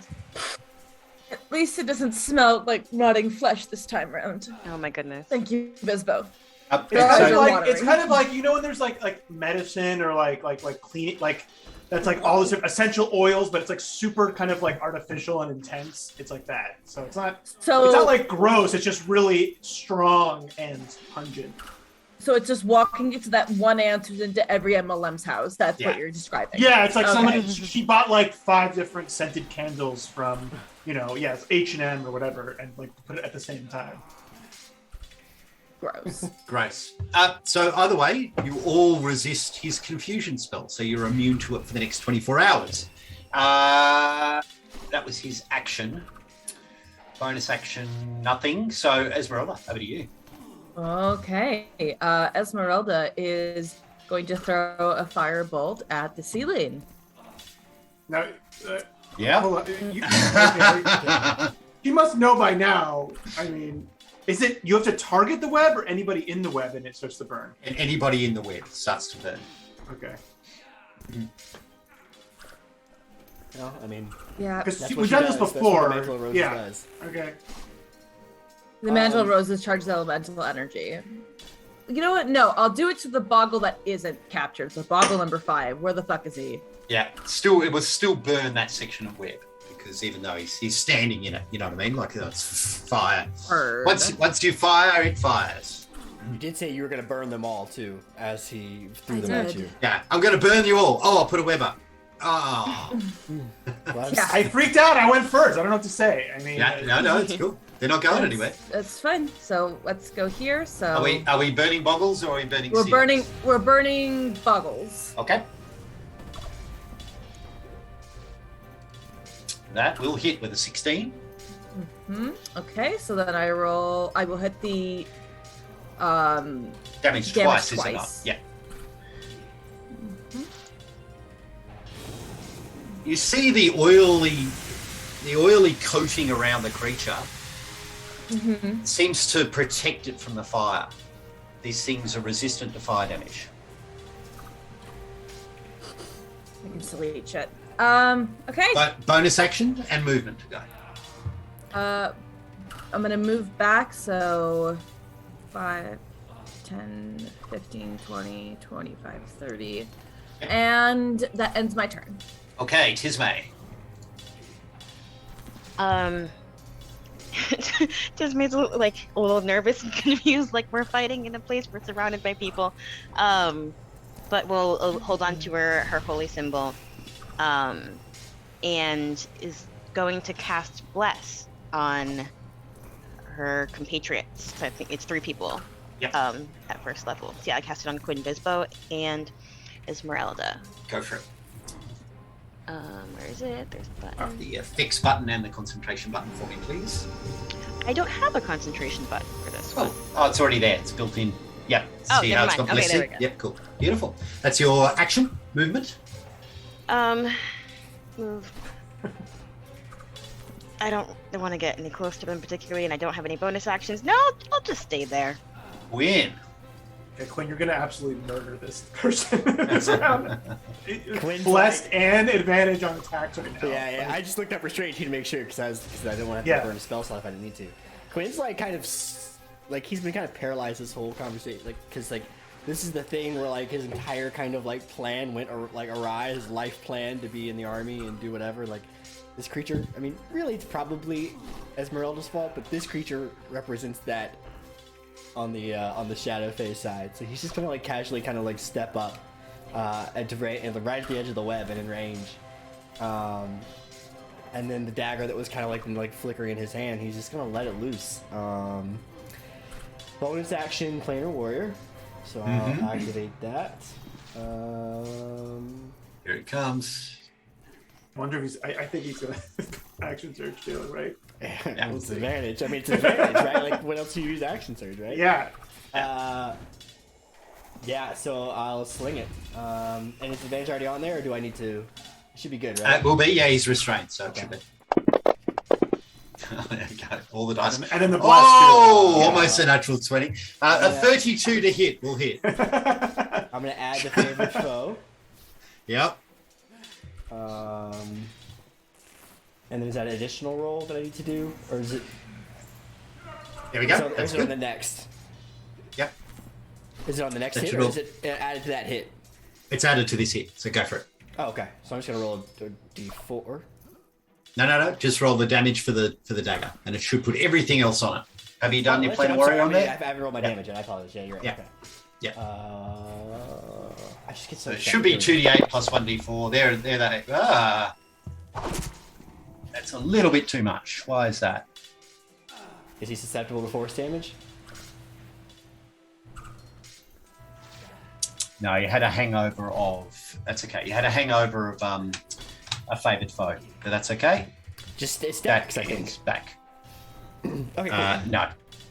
So that's one. Yep. Second attack. A 27 will hit. Now, 1 second. Favoured foe has dropped off for some reason. Let me put that back on. Thank you.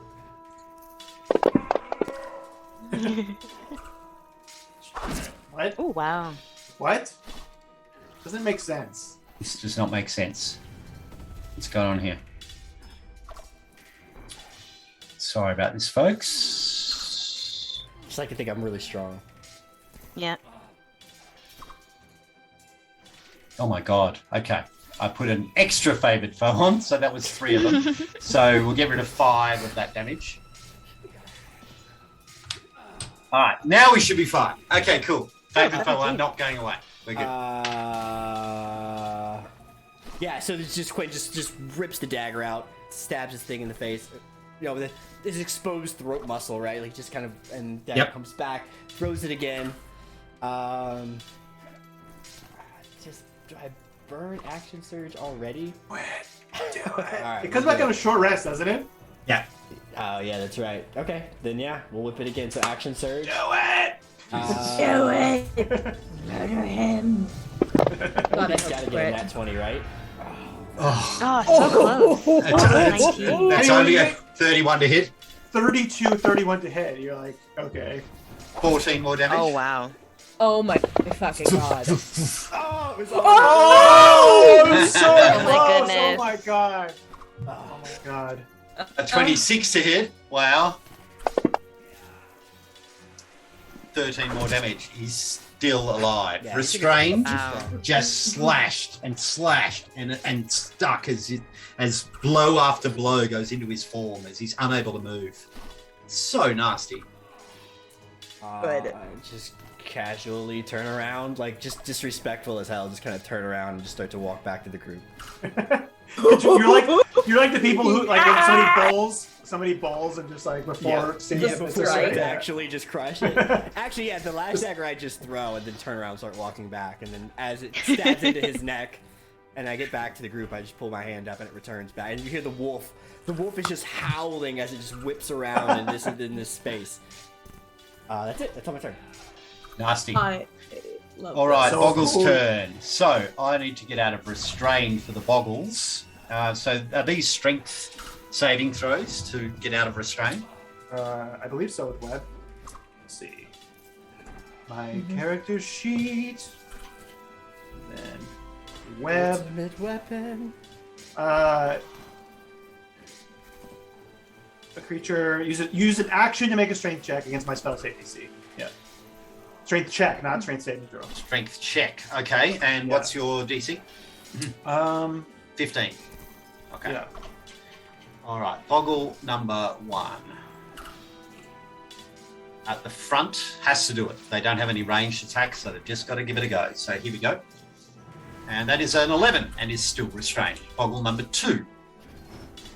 And web is just the best spell that And it's a 5. And that doesn't work. When he pulled all the boggles up, and they were like right there, tight group. I Yeah. was like, that's not good for them. Well, once it's because I rolled initiative. It's because I Yeah. won initiative. You know. Oh, almost, but they have -1 strength, so that's not going to work. Boggle number 4. I thought about doing our combo, right, and putting thorns on the ground. Oh, that was always not trying, didn't do it. Boggle number 5 He's unrestrained. is Yeah, unrestrained. he's unrestrained. 5, 10, 15, 20, 25. Moves into there. Can I get Quinn and Tismay to make a dexterity saving throw, please? As black oil spills out across the battlefield in a big puddle. So let me grab that. How do you guys go? I got a 14. I got a 5. Oh, okay. 5's not good. So You start dancing, thinking of water, but then Advantage on yeah, they have disadvantage on reflex, so they're also very Okay. susceptible to spells. So for Tismay, you are prone and restrained. So you fall over into the blacky ichneus and are stuck on the ground in the muck. Elisandra takes a few steps back and looks towards Esmeralda and says, I can't be a part of this. And stand aside. And she does. She just climbs on top of the toadstool and watches, I guess. Godwin, what's Godwin up to? I think Godwin is going to sort of fly up and back and just be, on the lookout if anybody else is coming. Okay. At this stage, it's only been going for a few seconds. It doesn't look as though anyone has really taken any notice of you guys whatsoever. Okay. Bisbo, your turn. Okay. It's the thing to do. I will stay behind the tree and I will throw out a turret. Yep. Where you throw it? Like 2 squares. No, I'll throw it. I'll throw it to my left, and then it will walk out that way. Yeah, and then it will try to shoot the sailing. Is that coming from you, or it'll come from you? Yeah. Yeah. Targeted. Take your shot. Okay. So let me do my Eldritch Cannon, and then it should have advantage on already, right? Yep. There. Oh shit! I mean, my cantrips are better, but it's still pretty good. Okay, Let's go. let's see. God, this motherfucker's going down. 18 points of damage. It is still alive. And that was my whole turn. Yeah. That's your whole turn. Yep. I stay behind this tree. The ceiling's turn. Holy shit. And he's restrained. He is. He's got throat muscles, though. We're immune for 24 hours. Immune to contusion. Yeah, he Thank sings, God, do you know how fucked we would have been if Esmeralda was confused and just Anybody's got a confused. 3rd level spell? he sings a different tune, the throat changing in its vibrato. And I'll get everyone to make another wisdom saving throw, please. Oh my God. Come on. We're blessed now. Oh, God. Oh, That's sounds good. 2 fails. Yeah! There's no touching Esmeralda today! But I'm trying to. Shit. I don't think even doing my intelligence would do anything. +4. Yeah, We have we don't know 15. what the DC is. No, you don't. Yeah. Could be 15, could be 16, could be 7. Yeah, I don't know. What's the plan? Nothing? I don't think it's high enough. So, yeah, nothing. So you will get Tasha's hideous laughter. Shit. So you are both now prone, and you're incapacitated and unable to stand up for the duration. At the end of your turn, you can make another wisdom saving throw. So let me quickly throw that on. That goes away if the sea lang dies, though. That is correct. Speaking of Sealang dying, Esmeralda, it's your turn. It's firebolt time to Monsieur Sealang. To the face. Let's go. Oh, hang on a second. Sorry. For some reason, I gave incapacitated and prone to me, which is not what I want to do. All right. Good luck. Oh, hang on. Wait. Targeting things. God. There we go. All right. It is restrained. It is in a web that is soon to be able to catch on fire. Take your shot. Remember, not a web. Frothy adhesive. Adhesive.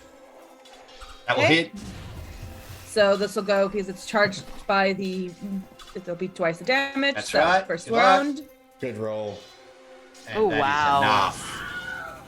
The fire extends from Esmeralda's hand and the web immediately immolates. And you see the creature, his throat sac singing as his entire flesh starts to burn. You watch him writhe, unable to move from the web, as his eyes just become lifeless and he slumps back into the burning, smouldering web casing. The foam, like, it's like steaming and bubbling up, and just kind of like, as he's dying, it kind of like starts to cover his face as it like is expanding, because going in his mouth, because it's just it's expanding foam. Like, that's what it is. It's purple expanding foam. So Gross. he's engulfed This by is it. horrifying. The real horrifying thing is the All poor right. commoner that's got to clean this mess up later. Oh, yeah, it's a huge mess. Yeah. True. Anything else, Esmeralda? You want to... Nope. No, my point has been made. I will end my turn. Tismay, you are restrained and in icky goo right now.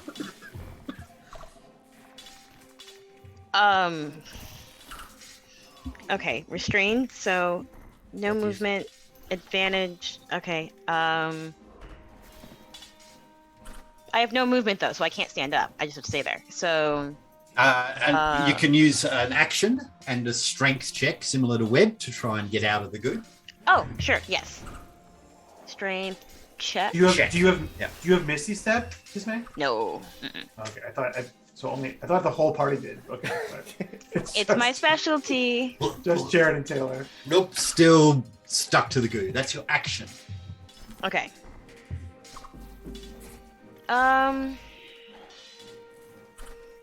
Bonus action, and can't use my movement. Do I want? Sure. I will use my bonus action to cast Spiritual Weapon. Yep. Just one. Slice and dice I'll them. get that up. Just gonna quickly drop a bit of fire on the map first. Where'd they go? Where's the button? Where's the button? Although I can cast it anywhere within 60 feet of me. I'm not particularly worried about the one that's right next to me. I want to Spiritual weapon? cast it at Boggle number 4, because I can cast it within 60 feet of myself. Sure. There you go. Done. And let me target boggle number 4 for you. Okay. Restrain still gives you disadvantage on this, bizarrely. So it cancels. Does? Yeah. Boo! Okay. But it cancels out this. It's just a straight roll now. Yeah, that's true, because it's restrained, you're restrained. Everyone's Yeah. restrained! Okay. Where's the button? Where's the button? Spiritual weapon, this one. Okay. And that will still hit with a 20. Oh! Okay. Damage. Oh, Doing one. 6 points of damage! I'll take it! Hooray! That's my... Quinn, your turn. Tasha's ends immediately. The hideous laughter. Yes, it will. Yep. So I can stand up. Yes, you can. I will. Yeah, I'll target this one here. That's in our face. Yep. And I'm just gonna stabby stab. Is favored foe off? Favored foe is off. Thrown weapon fighting is now off. Thank you. I'll play in a warrior too. I can turn that on. Yep. Where is it? There we go. This is so much fire. Is it only one square? It's growing. It spreads on the web? Yeah. It's flammable web. Okay. That'll hit.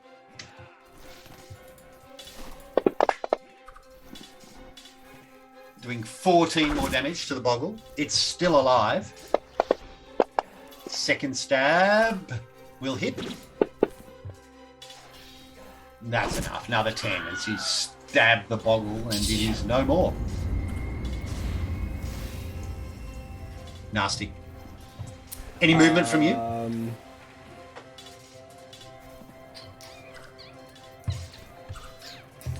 She's restrained in this goo. Yep. I'm just gonna take a step back to her. If you step in the goo, then you have to make another dexterity saving I'm throw. gonna walk around the goo. Yeah, there you go. Yep. And then I'm gonna stay behind Tismay. Okay. That's my turn. Just hide behind Tismay, who's rolling around in goo. If I was gonna say I'm on the ground. unable to clear herself next time, I will Yeah, give her a hand. Yeah. All right, it's the boggle's time to try and escape the goo. It's what we do. Boggle number 1 doesn't escape the goo. Boggle number 2 I'm sorry. doesn't escape the goo. Boggle number 3. Oh, this is great. This is what it's there for. Still doesn't escape the goo. Boggle number 4. Come on, a 7, 8, and a 9, and a 10. No, an 8. The real horrifying thing is if this fire expands and they're still in it, are they just engulfed by flame for a quick No, they second? take like a little bit of fire damage. Oh. But they're resistant anyway, so it's like nothing. He's fine. Yeah. I'm going to fire at this boggle at right boggle 1. Sure, take a shot. First, I'm gonna step out, so I don't know if I can see through, but I will like kind of move so I can get a clear shot. Yeah, that'll be fun. Okay. It's like shooting boggles in a boggle foam barrel. bucket. That's right. In a foam club. So I have to add on my arcane firearm. Yeah. Yep. And then let me roll on him with my roll. I like cock back the frost barrel. Jesus. 25 to hit. Nightmare. That's 11 points of damage. Okay, and then I will attack it with my cannon. Wow. Yep. 13. Done. Esmeralda. All right, Esmeralda is going to move up 5, 10, 15, 20, 25, 30, and will cast Starburst at this point here. Let me mark it. Right behind Boggle 1. She's going to cast Starburst. And the what's the radius of Starburst? The radius of Starburst is a 5-foot space. It's a charisma saving throw. 5-foot space. So you're going... Oh, so you're just targeting Boggle 1. Okay. Yeah. All right. Roll your save for the Boggle. Oh, what happened there? That was Like- weird. Like it printed the save. I just gave the. You want me just to roll a d20 and it's It saves. Resist the spell. Even with a -1 on it. -2 on its charisma. Charismatic boggle. Yeah. fuck this boggle. You know what? Yeah, I'm gonna burn 2 sorcery points. And we are gonna cast Chaos Bolt at level 1 at it. Jesus. Yeah, all right. Or it's level 1. Ouch! 28 to hit. That'll hit. Let's see what kind of damage it is first. 4. Hope it's not fire. So Please not be 4 fire. is force damage. Force damage. Sure. Fire Okay. for level 1 force damage. Thing's dead. That's it. Yeah, it has to be. Just gone. Nasty. Man, these poor boggles. This is so different from when you fought them when you're level 2s. This is They didn't have web this is day. genocide. Yeah, I gotta feel bad at this point. Just like they're just like, ah! We're just throwing stuff at them. Yeah. I mean, I guess they're just right there. It's easy. At that point, the bonfire grows. Or the fire grows. There you go. Tismay. I will attempt a strength check to remove myself from the goo, Good or whatever luck. it is. No, Nope. jeez. Oh my god. It's what I expect, though, really. So that's action, no movement. Bonus action, I can use the spiritual weapon to smack the boggle again. You can. Yeah, you're channeling That's your fine. inner boggle right now. There's, Yes. there's an empathy thing going on here. Good luck. Make the roll. Cast. Where's the cast button? There it is. Oh, bad roll. Bad turn. Okay, I'll just continue. I'll just roll around. Swelling. Just covered in grease. Why not? Spin an action to try and get her out. Yep, make a strength check. Is it athletics or no? Just strict No, check? just strength. Yep. That's a save. The one on the left. Thank No. No, it's black. It's sticky. It's yuck. Okay. I'm sorry. I can't. I'm not gonna spend a phase step to get you out of this. You're just gonna. Have Oh to no, die. that's not worth You're it. just Don't gonna do have it. to die here. No bonus She's having actions. fun. She's swimming right now. It's fine. Not You're making grease angels. Yeah. It's gonna help us here. Yeah, no. So, I'll be back for you, and I'm just gonna run. Bye. And I'm gonna. I'll activate target this boggle 4, and activate Boggle Inner Warrior. 4? That's the only thing I Yep, can do. go for it. Yep. And that's my turn. Okay. It's the boggle's turn to get out of the web. Here it comes. First boggle. Doesn't. Second boggle. Huh? Doesn't. Third boggle. Natural 20. Escapes Wow. that damn web. And that's its action, yeah? Boggle 4 Yep. is moving. 5, 10, 15, 20.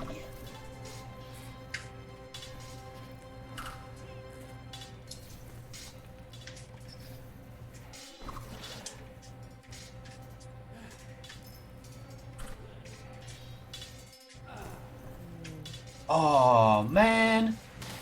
Oh. That's very annoying. They did have range attacks this whole time.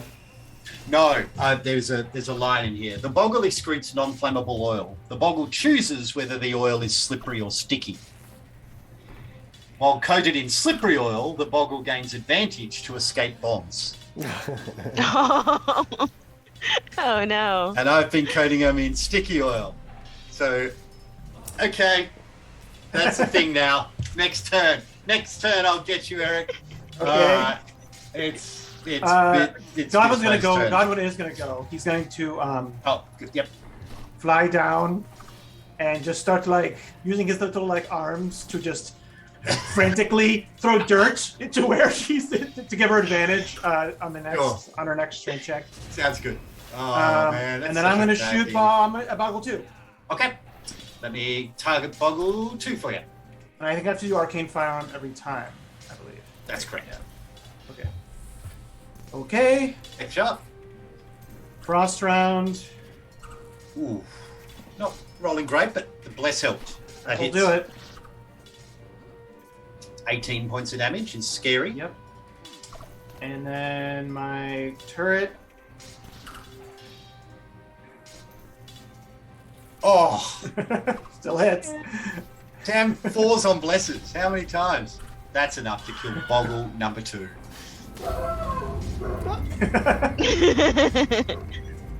Hey, I'm not even hide. I'm just gonna chill here. I can't Yeah. do anything, so I'm fine. Esmeralda. All right. I believe I stuffed that up. That's so annoying.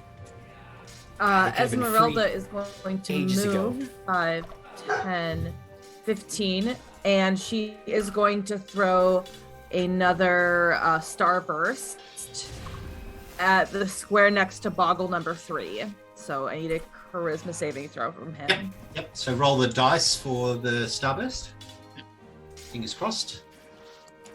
Yes, it works. Natural 20, so it resists the spell. Sorry. This thing can eat shit. All right, that's fine. It's a very charismatic Boggle. It's like, I don't understand. Anytime I've Why ever hide used a spell, I have never had a success with the spell. on charisma always- saves. And on yeah, the ugliest thing going. charisma saves are like the least, Yeah. the hardest to resist. Sorry, I guess intelligence, but But this thing is a -2. I don't know. Yeah. Yeah, what can I tell you? They're the most charming of the oily Boggles. Do you want to burn some more sorcery points to really? Nope. Don't No? take the bait. Don't take the bait. I'm done. Tisme, you're restrained. And It's in oil. me. You know what? Maybe I won't even roll the strength check. I'll just have some fun here. Just roll it. Goblin is there. I'm trying to see. You do get No, advantage. I'm all joking. so I'm joking. strange. Okay, I will roll. Yep, Oh. so roll twice because you have advantage. That was your normal check, and this is what Godwin. The next one is for Jesus Christ. What is going on, Otreni? You know, you Holy started this campaign with shit. a bunch of failed strength saves, and Yeah. so I think It's that true. This It's is just coming full you are- circle. You The and Fuck, man, I'm Boggles, gonna have to, strength I'm gonna have to save. build you. I think I'm gonna have to build Otreni something. Anti-Boggle Oh. Oh suit. my god. It's so funny. No, Wait, I there's- can I still can hit it with build- my spiritual weapon. I You build can. Otreni something. I can. Oh no, I didn't mean to. No, the one in the back. I want to go for the. The one, Yeah. the one that's restrained. All right, hang on a second. Let me target that one for you. Go for it. Take the shot.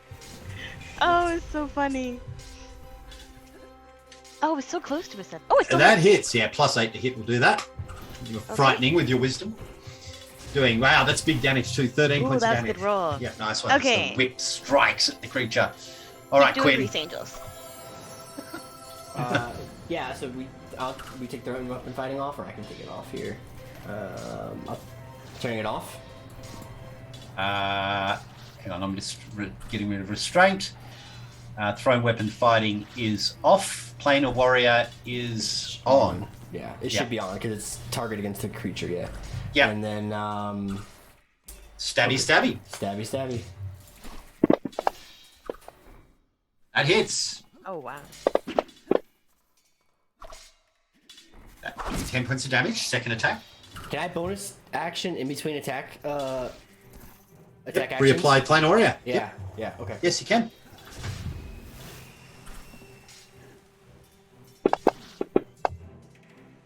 Ooh, fuck. Oh wow. And bless. Blur. 12 points of He's damage. almost dead. Okay. He's on 1 hit point. Is he really? And, That's awesome. yeah, and he's gonna take his revenge on you. Sure he is. Yeah, it's fine. Whatever. We'll stay. Ogle 3 changes into These are Is that an dynamic- action? It's an action to do it, isn't it? Dynamic modifiers. It's an action to change, I bet. mental note out there for Dungeon Masters. Read your stat blocks of your monsters that before you fight. Oh, Boggle no. 3 is a bonus action, casts Dimensional Rift and disappears from the web. Oh, shit. Oh, That's that even was an better. option too. Yeah. And reappears behind. I cannot. Oh my god. I'm a complete fucking idiot.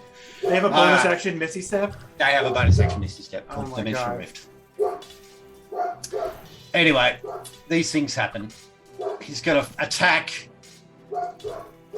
Quinn and misses with a 15. Boggle 4 is going to attack Quinn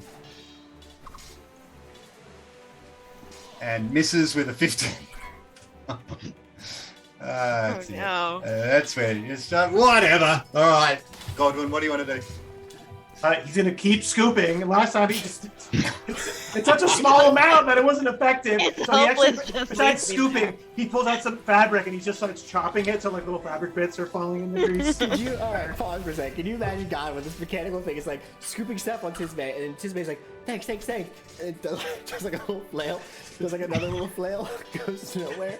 And God was like, it just starts throwing shit on. Tries again. Yeah, it's like a pinch of not in a giant thing, so it's not very effective. Okay, I'm going to.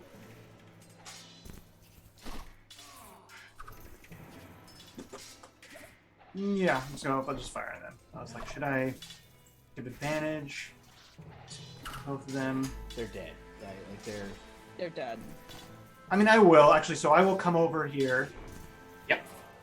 Actually, no. I was here. I think it's 10 feet from me, so I'm just going to shoot at them. Yeah, I'll shoot at Boggle 3 first. Make a shot.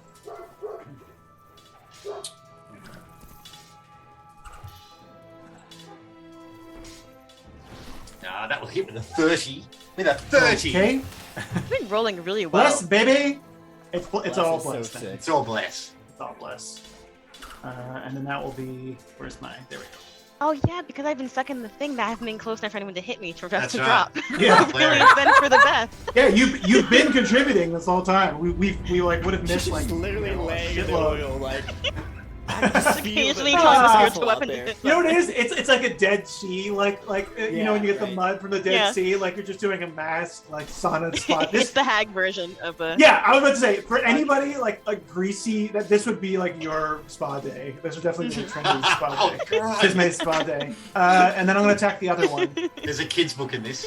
And we'll attack the other one. It's not for kids. Oh my goodness. Oh, Again, Bless hit because again. of bless. You roll a 5 and get a 17. and that is enough. And with the last cannon fire, the last of the boggles collapses into a pile of oily goo. Tismay also in a pile of oily goo. Still doesn't get up. Nope. And as the last of the foam starts to smoulder and burn, from within the pavilions, you see faces start to appear. She, Eladrin elves, gazing from around as you hear the sounds of the fair from beyond. Parting their way through the crowd, a frog walks on its hind legs. You see it's got a ruffled neck, a nice vest, and you see a pair of spectacles perched on top of its large snout, baggy cap flopping down on top of its wet, kind of clammy skin. With a single bound, it bounds its way through the crowd. What's the meaning of this? Who is that? What is that? As he points towards Godwin. Who are you? As he points towards Bisbo. Why are you fighting?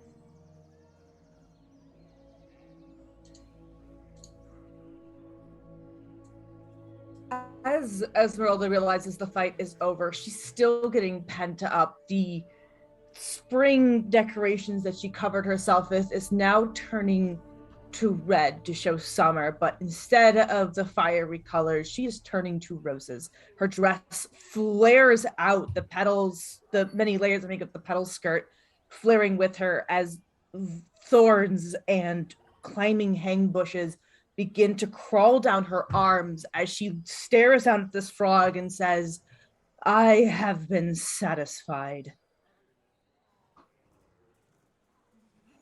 Make an intimidation roll for me, please, Esmeralda. Oh, no. Trying to get Tismay out of the acre. Tismay, enough. It's time to get up.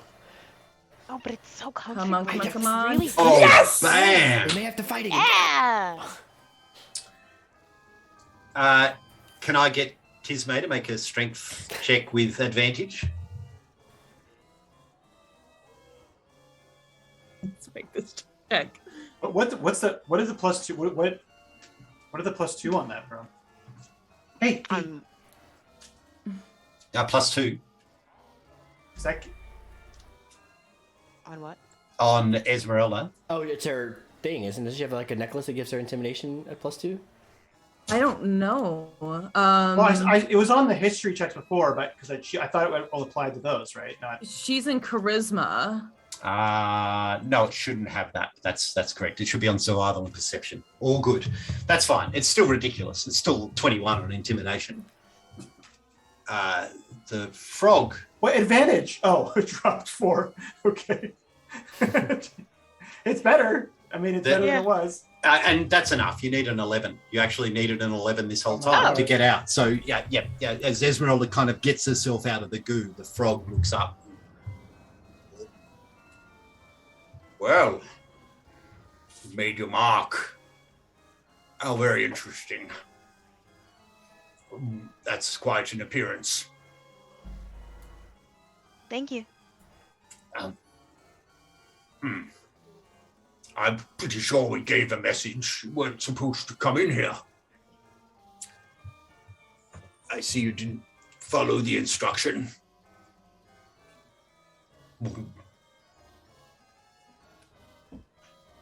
Esmeralda's just staring him down as if daring him to repeat to her that she is not welcome here after the carnage around her. Is this the plan then? We're just going to blow everyone up and burn them or are we finished with that now? That was a previous thing we were dealing with. Just kind of carried over. He tried to kill us before, or kidnap me. It's a whole thing. No, he has that effect on people. As I said before, I am satisfied. He done my friends a great harm. I'm satisfied. I have now come to claim the right to participate in the Queen's Fair. Come, are you not going to let us think of the spectacle? Oh, Think that's of the fun. for the Queen to decide.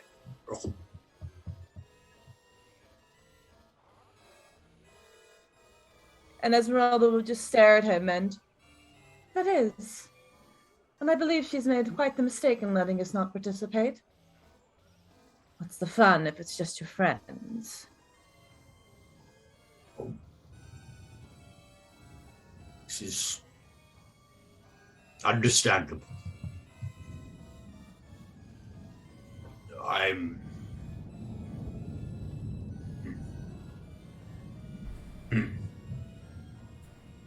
I will. And behind you hear a hush. And a large voice bellows out with a level of authority and rulership. She says, the Birch Queen, her voice rising above the rest of the group, says, Frog from Faire. Let them pass. Striding forth out of the crowd, the Birch Queen herself moves above the plateau. And she is striking. Nearly 8 foot tall, clad in cascading robes of orange and red and auburn that mingles with her hair and her locks, crowned with a ring of birch leaves that are radiant. She shimmers in a golden light as she moves towards you. The rest of her court stands stunned as she maneuvers in front of you all. Her feet barely touch the ground. She almost glides effortlessly on the grass. It seems one can barely keep you away.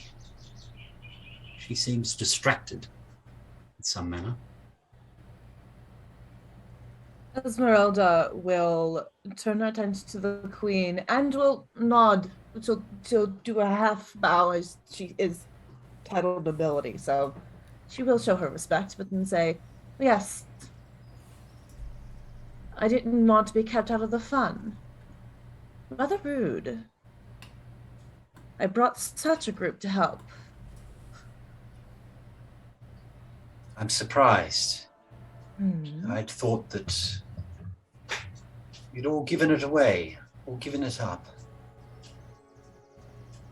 It's so simple without this, but what do you want? A chance to participate in the fair. We make no other demands except ones that we were supposed to have by right. We have our champions in the Court of Roses and in the Oak King Circle. You have your many friends over there. What's the harm in having a little fun? Make a persuasion roll. Can we try to see? You said she seems distracted. Can I get any sense of by what or by whom? Is she looking at Bispo? Okay. What's the thing? Insight. Words. Insight. Thank you. Yeah. Okay, let me roll my persuasion as well. Come on. I hate this. But you have inspiration. She has inspiration. Oh, I do. I'm gonna use it and roll it. I mean, don't. I'm not telling you. Yeah, but I thought. No, this is what we want. That. Yeah. Exactly. That's why. Come on. Yeah. I will take it. We'll take the and 18. I'm going to.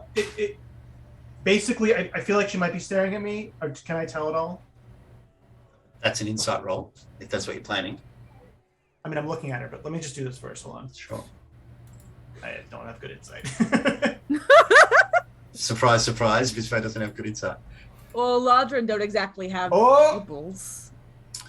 I'll talk it through Quinn to begin with. Okay. It looks like, how do I put this? She's speaking, but is not maintaining any level of eye contact.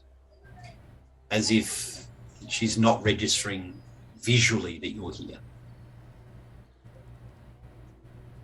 It's a weird sense, as if her sight is somewhere entirely elsewhere. As you watch her talk, she's not scanning anyone for visual sight. She's just speaking. If that helps. Sure. So, Eric, what were you thinking? With a 17, she's just very distracted. Okay. She's not looking at you particularly. All right, but I'm just trying to think how to flavor this to give Esmeralda some more assistance. Yep. I still feel like, she's like a bit of fun and like interesting, whatever. And then as she says that, like basically Godwin comes and flies back, and the little turret like starts to scramble up, climbing up my shoulder. Like, so I have these like, weird inventions coming back to me and like kind of like attaching to me, kind of adding to the mystery. And that's what I'm flavoring is giving Esmeralda +4 on that persuasion check.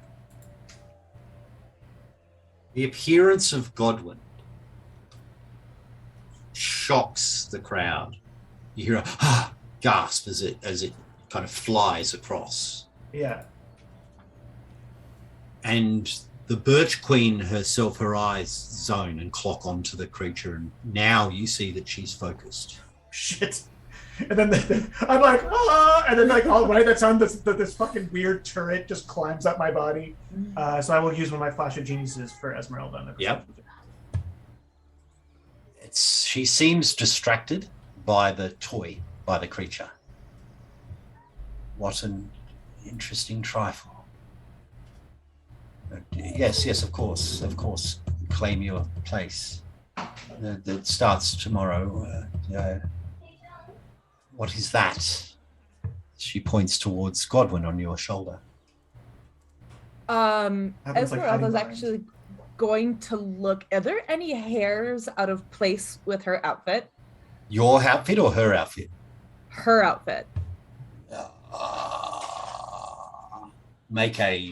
It's a difficult perception roll. You would say no, but have a look.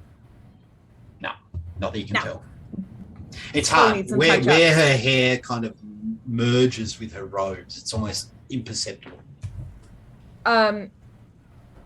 When Esmeralda will hold her hand out to Godwin, and there is one of her during the fight. Her sleeve is kind of torn. Yep, sure. And she'll ask Godwin, "Can I get your help repairing this, please?"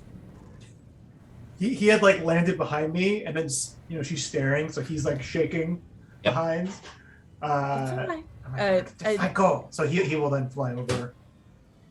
And as his little scissors, the little scissors are like. As he flies over, Esmeralda will just, "It's okay. You're with me now. You're okay." As Godwin does his thing. Yes. I will have that. Thank you. Huh? I will have that. Thank you. I'm afraid Godwin isn't an item to have.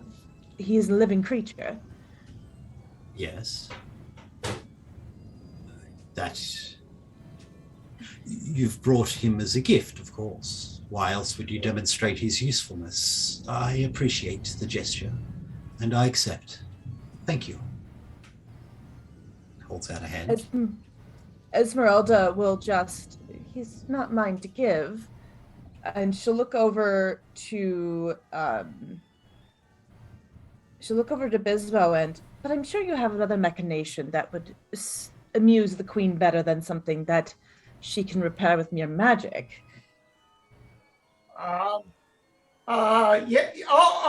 Yes, my queen. And I like try to do a bow. I do have a gift that I have produced for your eminentship. Please not meat spray. Please not meat spray. Please not meat spray. It is not meat spray. What have you got? It is crafted from the other realm to fit your visage perfectly. Please take it from this humble servant.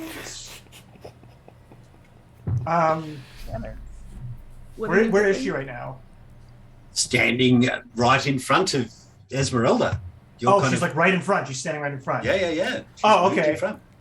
So I will kind of like walk up, trying to be like prostrate. I mean, she's such a powerful being that I think Bisbo's pretty intimidated, and Godwin is like tucked in now, and just like one eye is above. I guess I'll do this now. You see Bisbo. I mean, Bisbo reaches inside his. This was supposed to be for you, Quinn, but at this point, I don't have a choice. Reaches in and pulls out a necklace, and he kind of is like holding it up. And I think Esmeralda and Quinn, you definitely see this. So it's a silver necklace, and it has like kind of a thick chain, and there's a little bit of like parts that are missing, and you can see like minute copper clockwork inside, and the chain goes down into a large isosceles trapezoid. So kind of like a right, Tisme, Latrani, isosceles trapezoid, kind of a a triangle with its top chopped off, basically. Yeah. Parallel and perfect. Yes, exactly. So a big, thick silver one of these, and then inside of it, on the facing, is this like large rectangular part that's cut out. And you guys would see as he holds it up, there's this kind of like an inner disc, that's slowly rotating. And I don't know if I'm like showing it up for the whole thing. And I'm like, please wear this in your honor. And it's the Belonde Saisons is my best Sylvan I can do. And so it's going through, it's slowly rotating. And you see a scene of like a verdant grassland on a hill. And there's a small, and these are all in bas relief, kind of chiseled in when stained with ink. A verdant grassland on a hill with a fawn grazing. And then there's a rainbow tourmaline kind of up top, shaped like the sun. And then you see it keep rotating into another scene where there's 3 fae with long flowing hair dancing with like laurels of roses in a field of roses. And one definitely looks like you, Esmeralda. And up in the sky is a blazing res spinel gem that's also shaped like a sun. Wow. And then it continues its rotation, and you see a scene of a grove of birch trees with like leaves falling everywhere. And there's kind of like a scene within this grove of like pumpkins and goblets of honey and wine and apples, just this kind of fall fair. And then up top is this kind of mellow, soft Cherzer beryl, just like a yellow kind of gemstone. And then it finally continues its little like circuit, and it's kind of like a bleak, desolate stretch of a snowy, like kind of a lighter, like white expanse of land. And there's like a small fire, it looks like in the middle. And there looks like a figure that's robed who's reading like a large tome by the fire. It's very mysterious. And there's a purple amethyst shaped like the moon in the sky beating down. And so he like hands this over to her. I never made a check on how I did this, but we're just assuming that. Yeah. Okay. This is a beautiful. Okay. In description is gorgeous. Beautiful. So I'll get you to make a persuasion roll with advantage, Eric. Me? Fuck. You got it. It's Fuck. okay. It's impressive. Okay? It's impressive. All right. Persuasion with advantage. Natural 20. I can feel it. Oh, huge. Oh, that's not bad. Yeah. Her eyes immediately focus away from Godwin and to this thing. She reaches out her hand and holds it up, transfixed.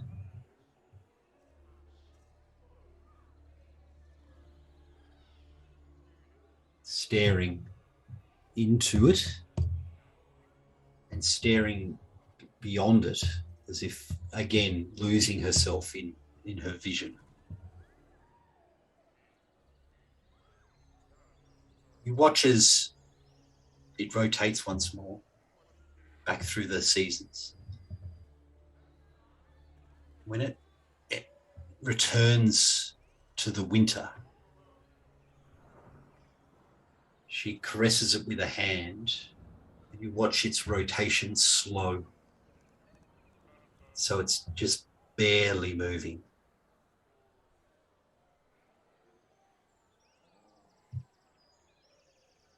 And as she looks, she turns. And turns her back to you. And just walks towards her pavilion, transfixed by this. Completely mesmerized by its hypnotic movement.